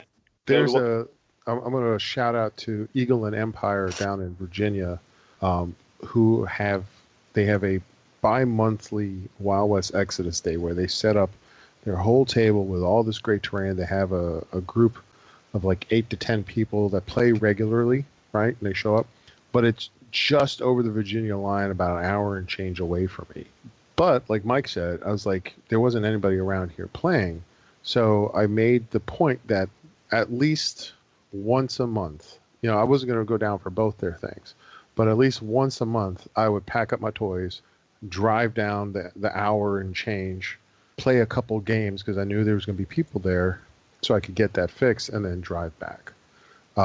Not necessarily something I would do every weekend, but, you get that once a month kind of thing just to experience the game and to be with other people, and it helps feed that enjoyment of the game. Yeah, I mean, just recently in the Dark Council forum, I posted a couple of pictures of me being up in Quincy, Massachusetts, which is like 5.5 hours from where I live, and people are like, wow, What are you doing up there? So I get around. I truck for a living, so I travel quite a bit. And you never know where I will pop up in the United States. I will be at your store. I am actively looking for stores to see who's carrying what game, when they play, and if I can get a quick game in. So that in and of itself, I travel. I love to travel. So for those that are overseas listening and say, we're in the UK, I don't have nobody to play. Adepticon from my house was 816 miles. Oh, yeah. I drove it. Back in November, I experienced that same bit going from Chicago out to Philly. So, yeah. So it's 800 and so miles. That's a lot. So for our folks that are in the UK, I hear from Stuart and them that, I guess it's about 300 miles wide going across from point to point in the UK. Well, I drove 800 miles one way. Think about that for a second. I think you're crazy. That's why I flew. And you know how far from the east side of Texas to the west side of Texas? Yep. It's more than 800 miles. Oh, I've driven it. I've driven across 10. Yes. So, and that's another thing. If you're going to volunteer, don't be afraid to come outside of your house. Venture out, travel a little bit, show your face, get to know some people that you don't see every day. Go to different game groups. Like Jan just mentioned a place down there, Empire. I think I might be visiting them pretty soon. As soon as I figure out what day is their day, because I got to bring the law to everybody. I'm bringing the law everywhere. So just be warned, if you're listening down there in Virginia, I'm a-coming. The law is coming. And the hell's coming with them. You'd be surprised at people that you meet when you travel a little bit. So in this hobby, we all have a common interest. This goes back to volunteering. Be a steward at your local gaming store, but also be a proponent no matter where you go. I mean, if you visit an area, hey, search out the local store, see what the game night is.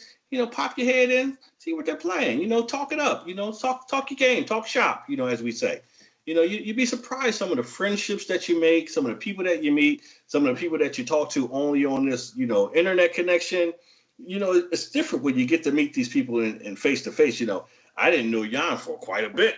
He's only 2.5 hours south of me. Now, I know this guy. I'm like, wow, I actually met this guy. So he wishes I lived more than 2.5 hours away from him. Yeah.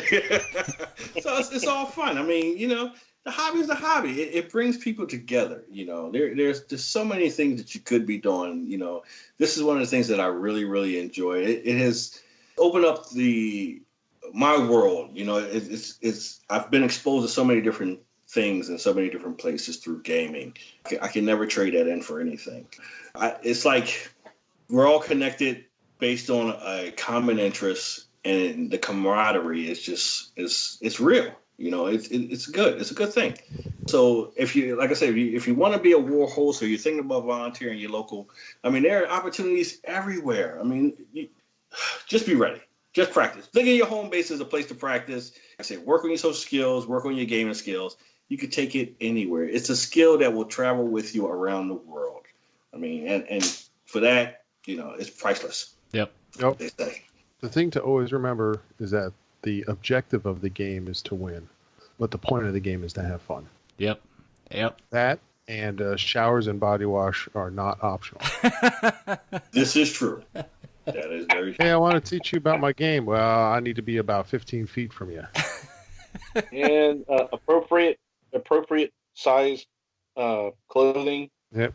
We don't want those dreadful Magic the Gathering photos to start showing up with the Wobbles Exodus next to it. Mm-hmm. Just remember, you don't have to be a model. Just dress appropriately. Yeah. Bring your models. You don't have to be one. Exactly. One other thing for those that are listening, personally from myself, for those that attended the past Adepticon and played in the Gunslinger tournament, the first Gunslinger Masters, thank you guys for coming out. It was a pleasure meeting so many of you. It was a pleasure giving you guys demos. We had a really, really great time. I had a really, really great time. It was good seeing the community come together. I do believe we did sell out our tournament, I think we did sell out. I think Yeah, I we think we did. 1 or 2 drops, but for the most part, it was a very good showing for our first U.S. Gunslinger Masters tournament. We do look forward to repeating that at the next Adepticon. But this is your opportunity, guys, there to get some games in, get tournaments in. 1.9 is coming very, very soon. It's going to be some excellent changes. Yeah.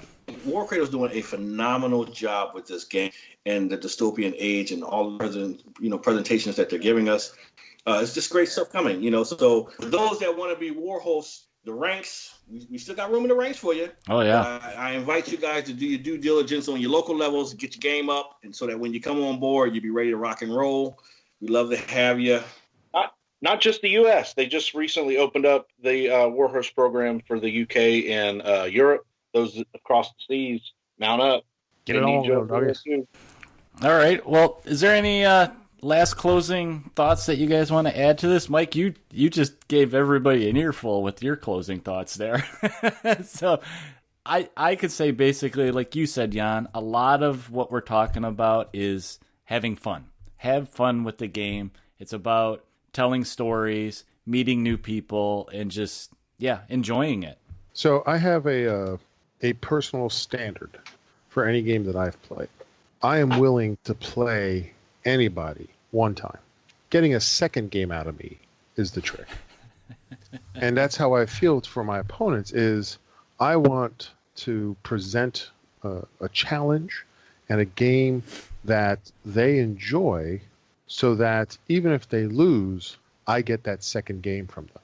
Because even that's the whole point. Yeah, you want to win. Of course you want to win. It's a competitive game, right? So there's going to be a winner, there's going to be a loser. But if your definition of fun is only winning, then you're going to be disappointed because there's always one winner and it's not always going to be you. Yeah. So as a volunteer, I feel it's important that the having fun is the important thing to push, and the winning is just the mechanic as to determine who won the game. And Mike, I'm sure a lot of people are going to mimic your goodwill about future tournaments at Adepticon. I know it was a grand old time, and I'm sure if they didn't do it, it would alienate a lot of people going forward. But I'm confident that there'll be tons of people playing in the future. Here. I agree. Brian, you got any closing thoughts about all this we're talking about? Thanks for Jan and Mike to chat with me and Eric. We get to talk to you guys all the time on Facebook and stuff, but it was really cool to listen to you guys babble about the game. Just makes me a little more. I talk eloquently. Thank you. Yeah, but I don't know that word, and without Tom here to make sure I know what it means. Oh man, I was listening to your birthday episode and how y'all were mangling the English language. It was hilarious. Yeah, no, it happens. Larkis. We need Tom. But no, I really appreciate you guys joining us today, and here's to some future episodes where you guys might be willing to come back and join us again. And it does make me just a little more of sad that I didn't make it out to Adepticon to meet you guys in person. So here's to a future. Well, Brian, Brian, I hear all that, and from lawman to lawman, I'll let you make it up to me when you come to PAX U, brother. I need to see this Jedi POW in action. I want to see what them skills is like on the table, brother. That's right, because you don't play the Infernal Investigations much. Not at all. I have them. He's a down-to-earth lawman. So I'm very interested to sit down and have a discussion on the table with you about the Infernal Investigations posse. Oh boy. Namely, one Hannah Miller. Oh boy. Well, thank you guys for having me on the show. Greatly appreciate it. If there's ever time you want me to come back and class the place up again, just let me know. All right. Well, thank you for joining us in this little round table of us just talking about stuff. It's more or less what we're good at, is just rambling on. The only thing gamers like more than their toys is talking. about their toys. Yep. Mm-hmm. Yep. And it's hard to believe people want to listen to us talk about it, but it happens. All right, I'm going to go on an old man rant for a second, and I apologize. What the hell is it with this stupid reaction video stuff on YouTube? Where it's like, oh, I'm going to watch this show. Oh, now I'm going to watch somebody who watched the show to watch them be surprised or shocked. and then there's the next tier where you watch somebody watching the reaction video for the show, and they're like, "Oh my God, how'd that person do that? Why did?" It's like I want to do one. I want to do one where it's just grumpy old man watches stuff, and they're gonna be like, "Oh, it's a dragon." I'll be like, "It's a dragon. What the hell's wrong with you people?" It's like, oh damn, he done stabbed her. Yeah, you didn't see that coming. All right, well, you need to read more books. Right. So y'all heard the same thing. He's going to have his own reaction show to the reaction show. Oh, it's going to be hipster reaction. I'm going to call it Old Man Yells at Clouds. Damn kids and their technology. Oh yeah, no. Well, the funniest is Game of Thrones just ended, and definitely this season I don't remember seeing any of the reaction to watching the episodes previously, but this was hilarious. Seeing how it wasn't just people watching it, but now it's people watching, and then people watching the reaction of people watching the reaction. And we're like, what? I mean, and people are watching that. And it's like, why are you? That's just getting weird, you know? So we need to do that, Eric. We got to play a game and then watch and react to the playing of the game. Yeah, we need some more YouTube content.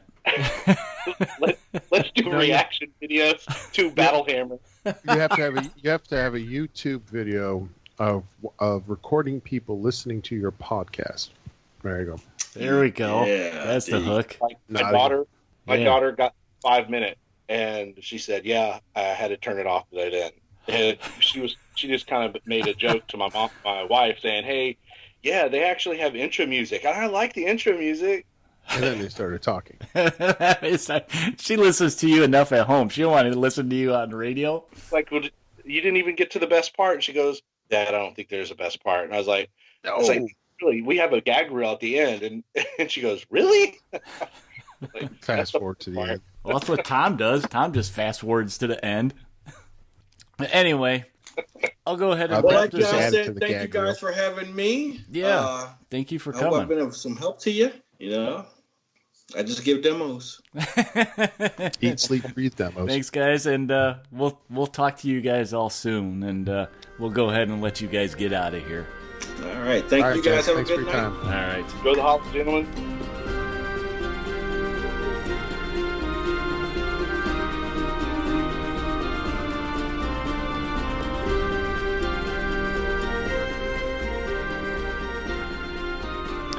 Guess I'll just jump into it, right? Yeah, I think so. Unless you want to get some like Steve Winwood or something. Steve Winwood. Like, this is the end of the episode. Bum, bum, bum, bum, bum, bum, ba-dum. You know what? That's our segue right there. I'm going to go ahead and just start. Well, we're going to wrap it up, guys, here. And for this episode, it was kind of a long episode. We're going to close it out with a little bit of news like we always do. And we were kind of holding off a little bit with the news to see what kind of things came out of the UK Games Expo. So that's kind of why this is a little bit later than normal. Hey guys, this is Eric here in the editing closet of the saloon, and I wanted to jump in here real quick and tell you guys about some new news, since some of the stuff we recorded this episode was done before our break, and some of it is a little bit behind since our last recording, but I didn't want to just trash what we recorded. As I'm editing this today and getting ready to upload it, Warcradle just dropped some of the pre-order releases for July. The new stuff that they just posted up that is going to be heading out soon are the huge old Fire Eagle for the Warrior Nation. We also see legendary Tesla coming in for the Union. We also see a support pack for the Watchers, the Vermilion Sentinels, and Billy the Kid and his Regulators are coming out in a posse box for all of us. Let us not forget, they are releasing some more terrain for all of us. This time not for Red Oak, though. They're going to a different environment, and we're going to be seeing an abandoned swamp table. So yeah, we're going to see some docks and some shacks that look like they belong in a swamp. So that's going to be out at the end of July, but we will probably talk more about that in our next episode. Like I said, I just wanted to drop this in here since we were a little behind because of our break. So let me let you get back to the show and enjoy. Thanks, guys. Carry on. So we have some new pre-orders that showed up at UK Games Expo. We had 2 new posse sets come out, and we have some more terrain. So I'm kind of excited for both these posse set guys. I mean, I just recently got into Warrior Nation, so we have a new one called Death from Above that we get to see Alcon, and it's all the girls in there are his daughters, aren't they, Brian?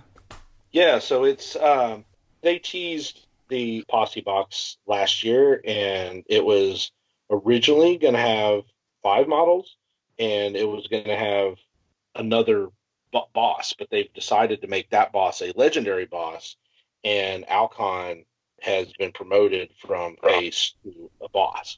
Is it a boss? So, okay. I was going to ask you if you knew if he was going to be upgraded to boss or even like underboss like Jedrick was. No, he's listed as the boss. Full I doubt they would underboss him.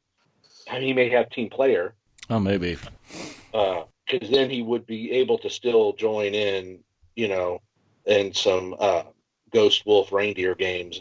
Yeah, I hope so, because I've been, since we got the Wolf Posse, I've been using that one recently at our game days, and I've been putting his current version in the Posse just to get some more totems and stuff.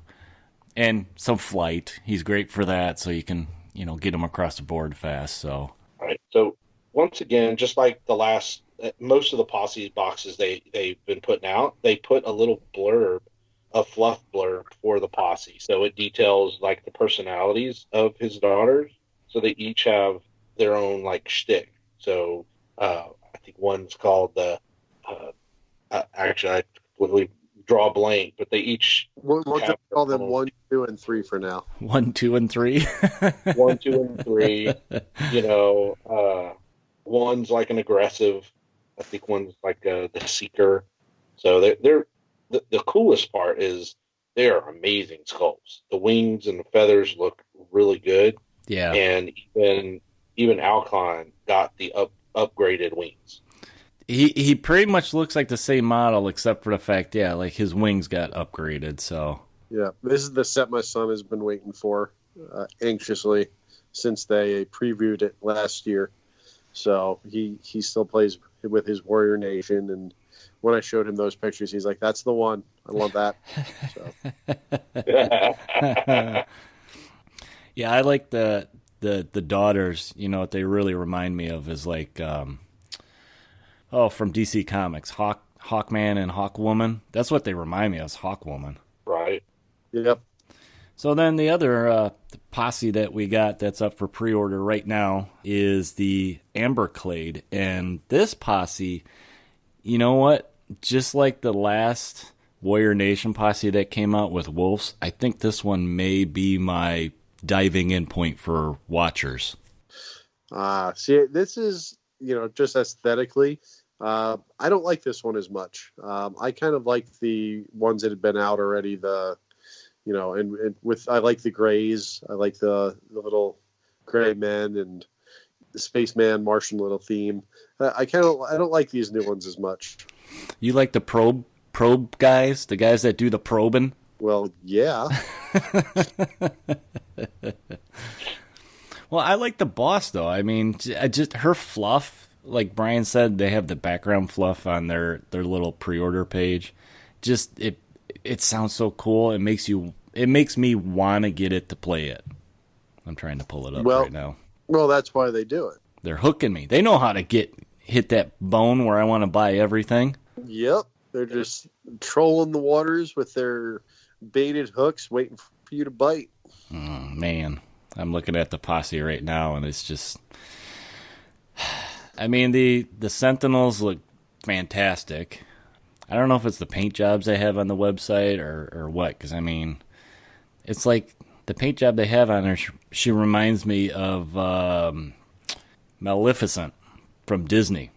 Now, I don't know if that's what the intent was, but I want to paint her just like that. Well, they already made Ursula. Now they've got Maleficent.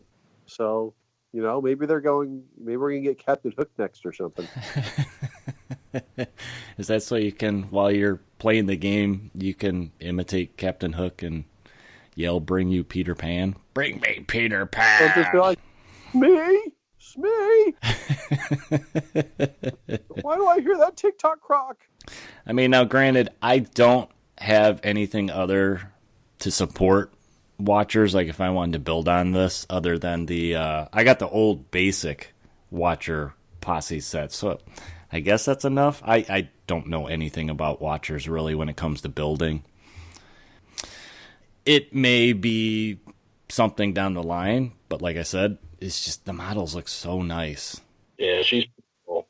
I was hoping when they teased her that she was going to be the Order. Okay.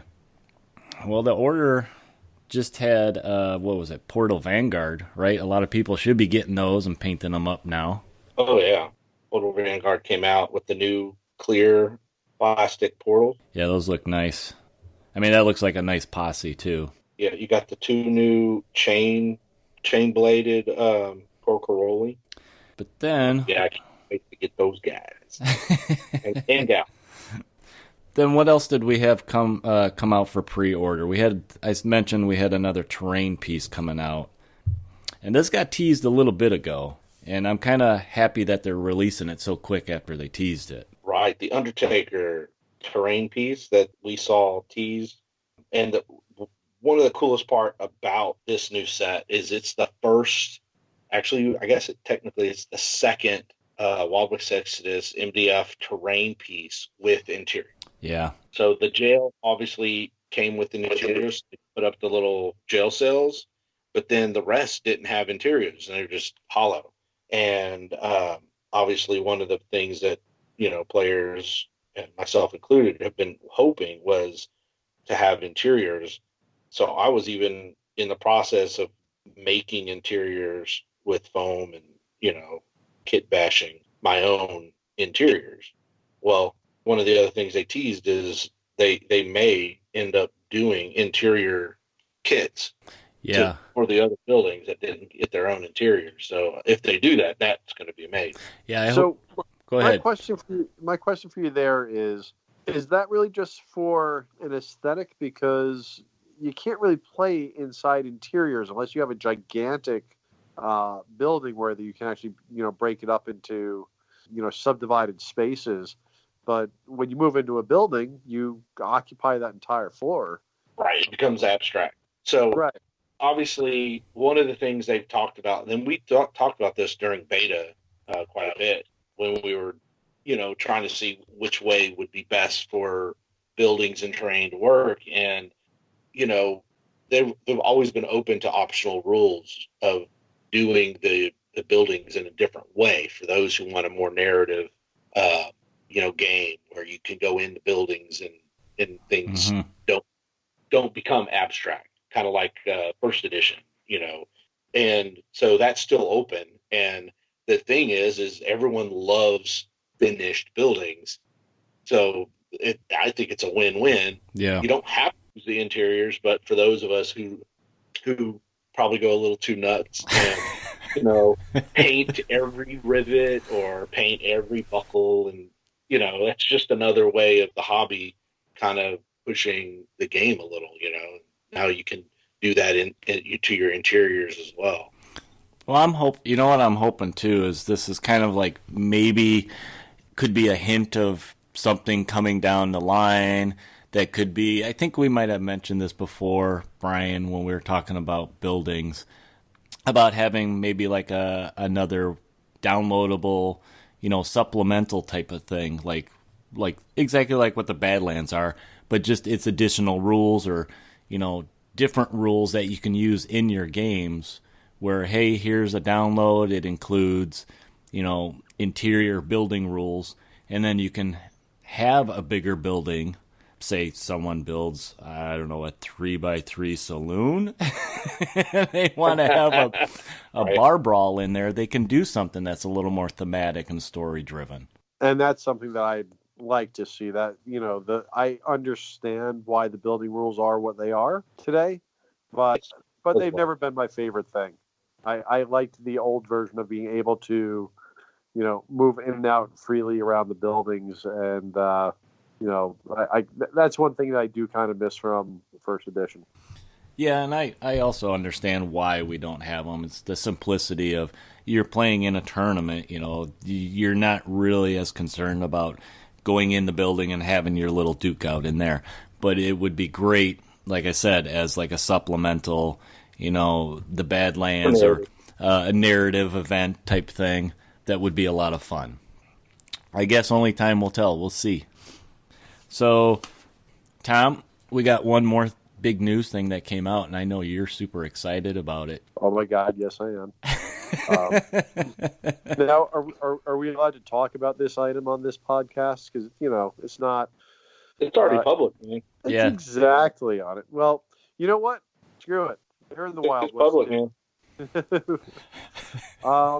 If you get a little too excited, I'll just edit it, Tom.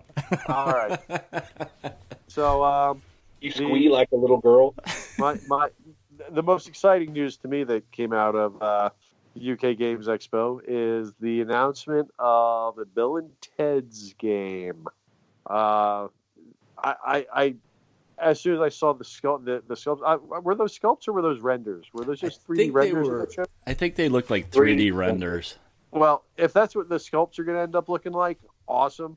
We've got Bill S. Preston, Esquire, and Ted Theodore Logan, and their phone booth.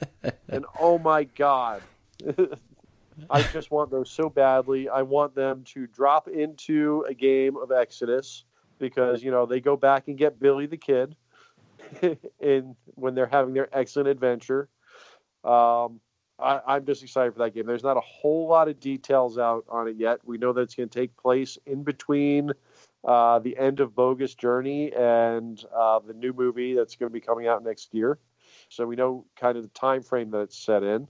And we don't know a whole lot else. And I don't care what else there is. I'm getting this and I'm playing the hell out of it. So I see. I just opened up the page. So it's called Bill and Ted's Rift in Time. So let's see. It will follow the iconic duo as they set off on another triumphant quest through time after the events of Bill and Ted's Bogus Journey. Excellent. I was waiting for it.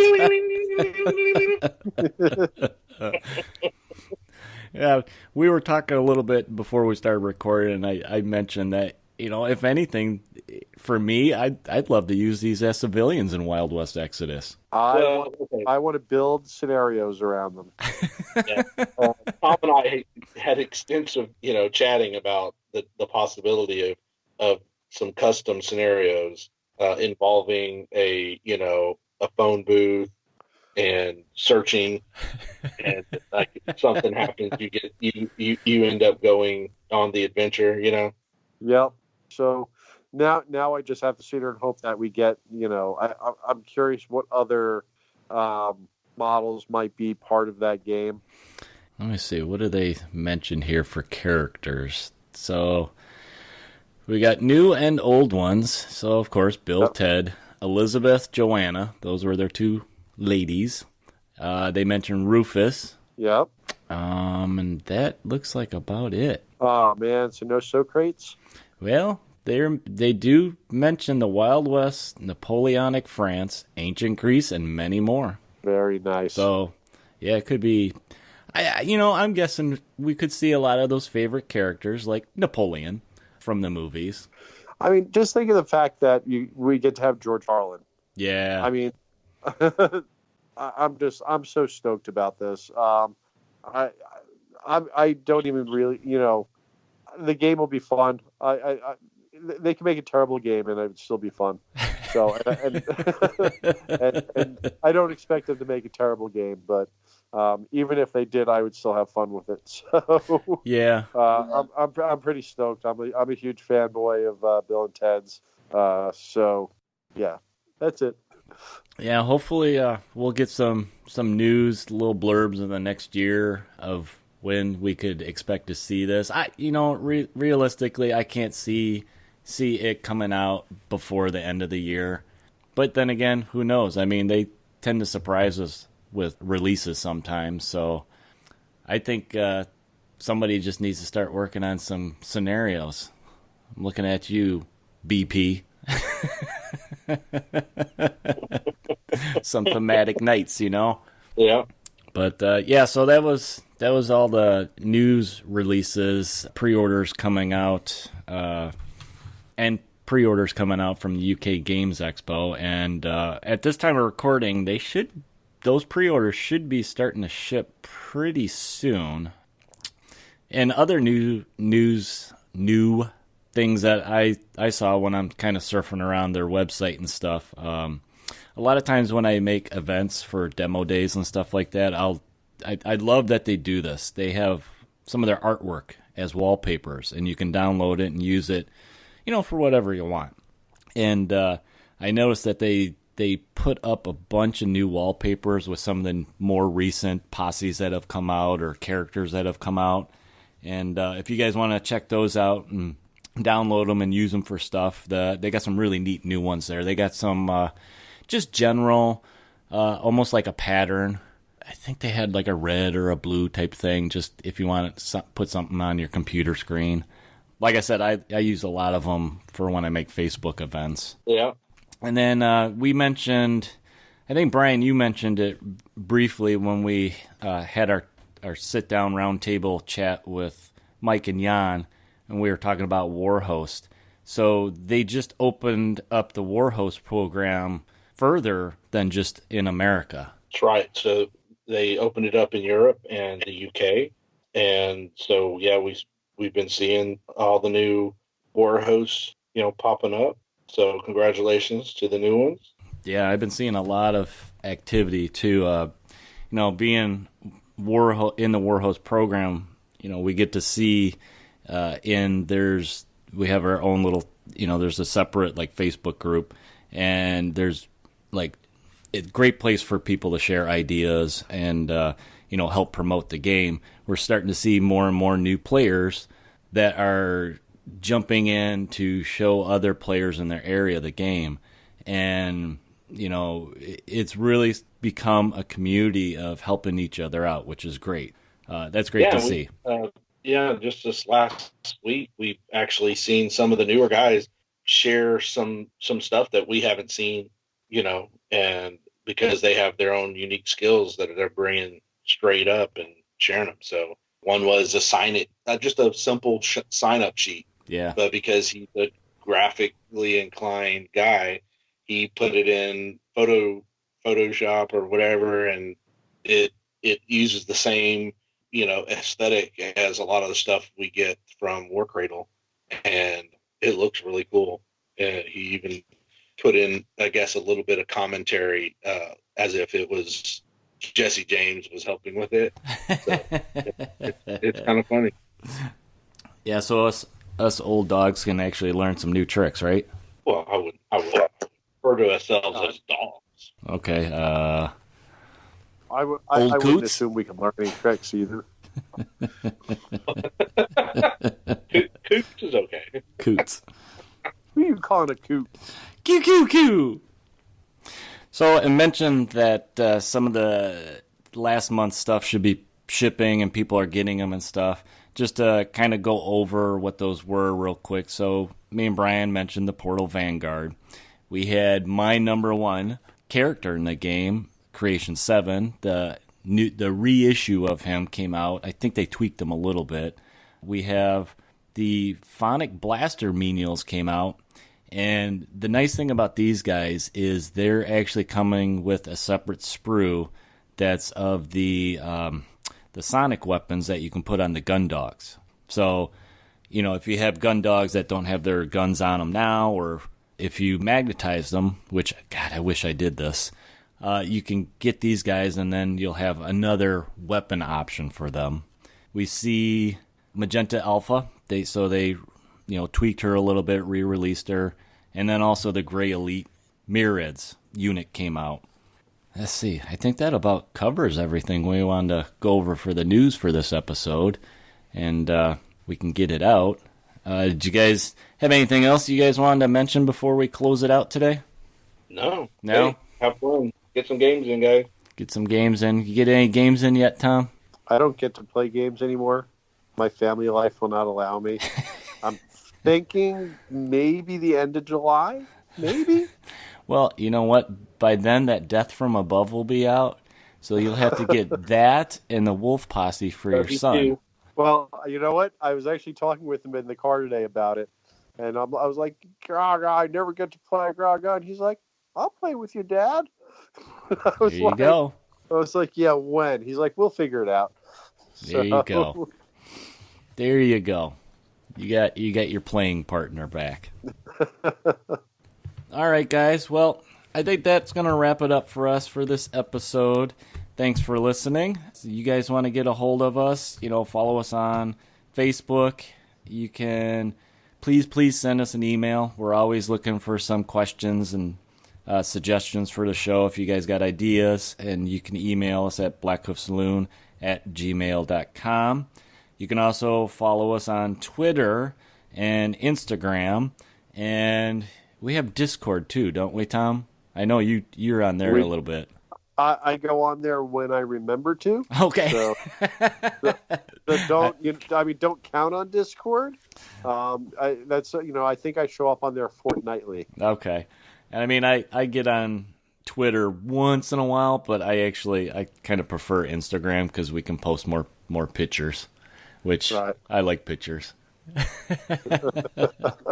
But go to those places, guys, if you guys want to follow us and see what we're blabbering about, or if you want to make a comment to us about the show or pose a question, because I eventually would like to have another Pony Express mailbag bonanza. So send in some questions. So listen, guys, whether you're busy buying up every model you can that Warcradle makes to increase that mountain of gray, or if you're demoing like a madman in the quest to become legendary, remember to always ride with the sun at your back and always roll those big crits. This is Eric saying take it easy. Brian saying howdy. Howdy. This is Tom going, okay, I will take it easy. We'll talk to you later, guys. Bye. Do-do-do-do-do-do. All right.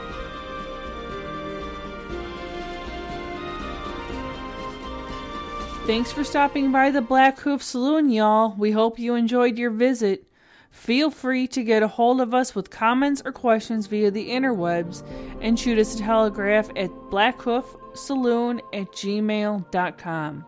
You can also find us on the Facebook, YouTube, Twitter, and Instagram. Music for the podcast was provided for use by Ross Bugden and can be found at one of his YouTube channels, Ross Bugden Music or Ross Bugden Composer. Until your next visit, ride with the sun at your back and always roll those big crits.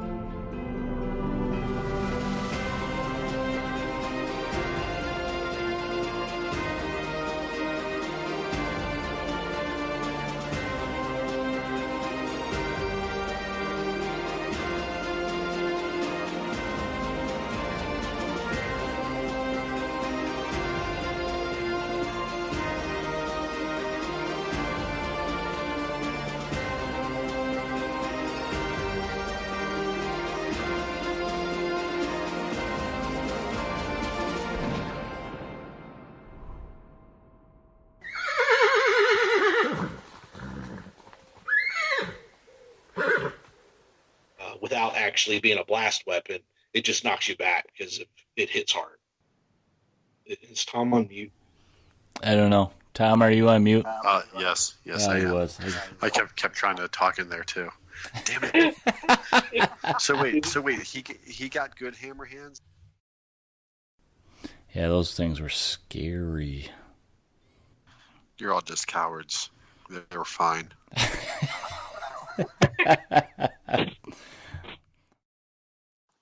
hands where he can hit them with, So he got hammer feet. He's got hammer toes. Hammer toes.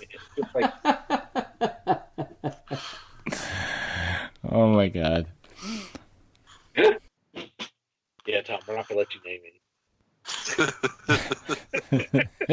Hammer Why not? toes. That'd be awesome. To get extra powers where people are kind of grossed out. Right. It's like, I don't want to go near that. You give him to Broad Arrow Jack. And kick off his boots. He's like, hey, here's my hammer toe.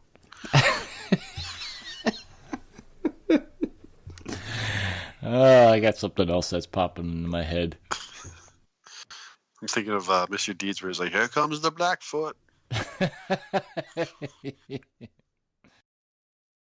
Shoot, I don't even know what Brandon's last name is. I could figure it out, but... Warcradle. Brandon Warcradle. I mean, when I introduce him, I don't want to say this is Brandon Warcradle, and here we got Mike Warcradle. Are they brothers? Oh, yeah, they look a lot alike. Yeah.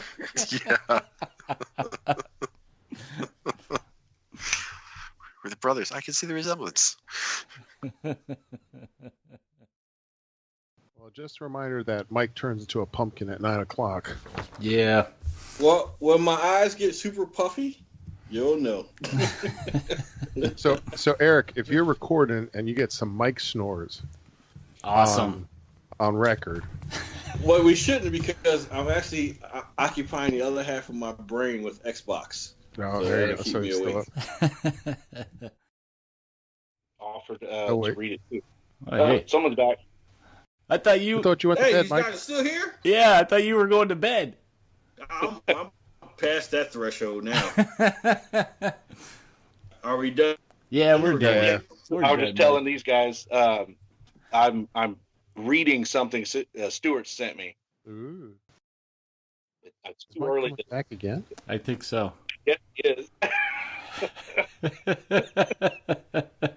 How about first time Skype you? No, you got to exit out the program, man. I'm trying to get this thing off my iPad. Good night, fellas. Good See night. you, man. All right, he's gone again. Okay, now he's gone because I only see 3 of 5. Yep. Unless he pops back in. I told Brian the other day, I said, well, I mean, those minis are nice looking. We can use them for civilians and stuff. Oh, absolutely. I'll have Bill and Ted run around every board. They'll show up in the Watcher's base, and they'll be like, bogus. They'll mistake the third man for death.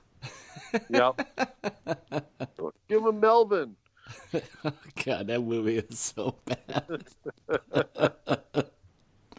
Oh, it's so bad, it's good. Yeah, it really is. Just tubes of toothpaste. They start blowing away the cavities. Man, this is gold right here, Brian. You're shaking your head. This is gold. This is outtake gold. Oh man, that was one of my old favorites.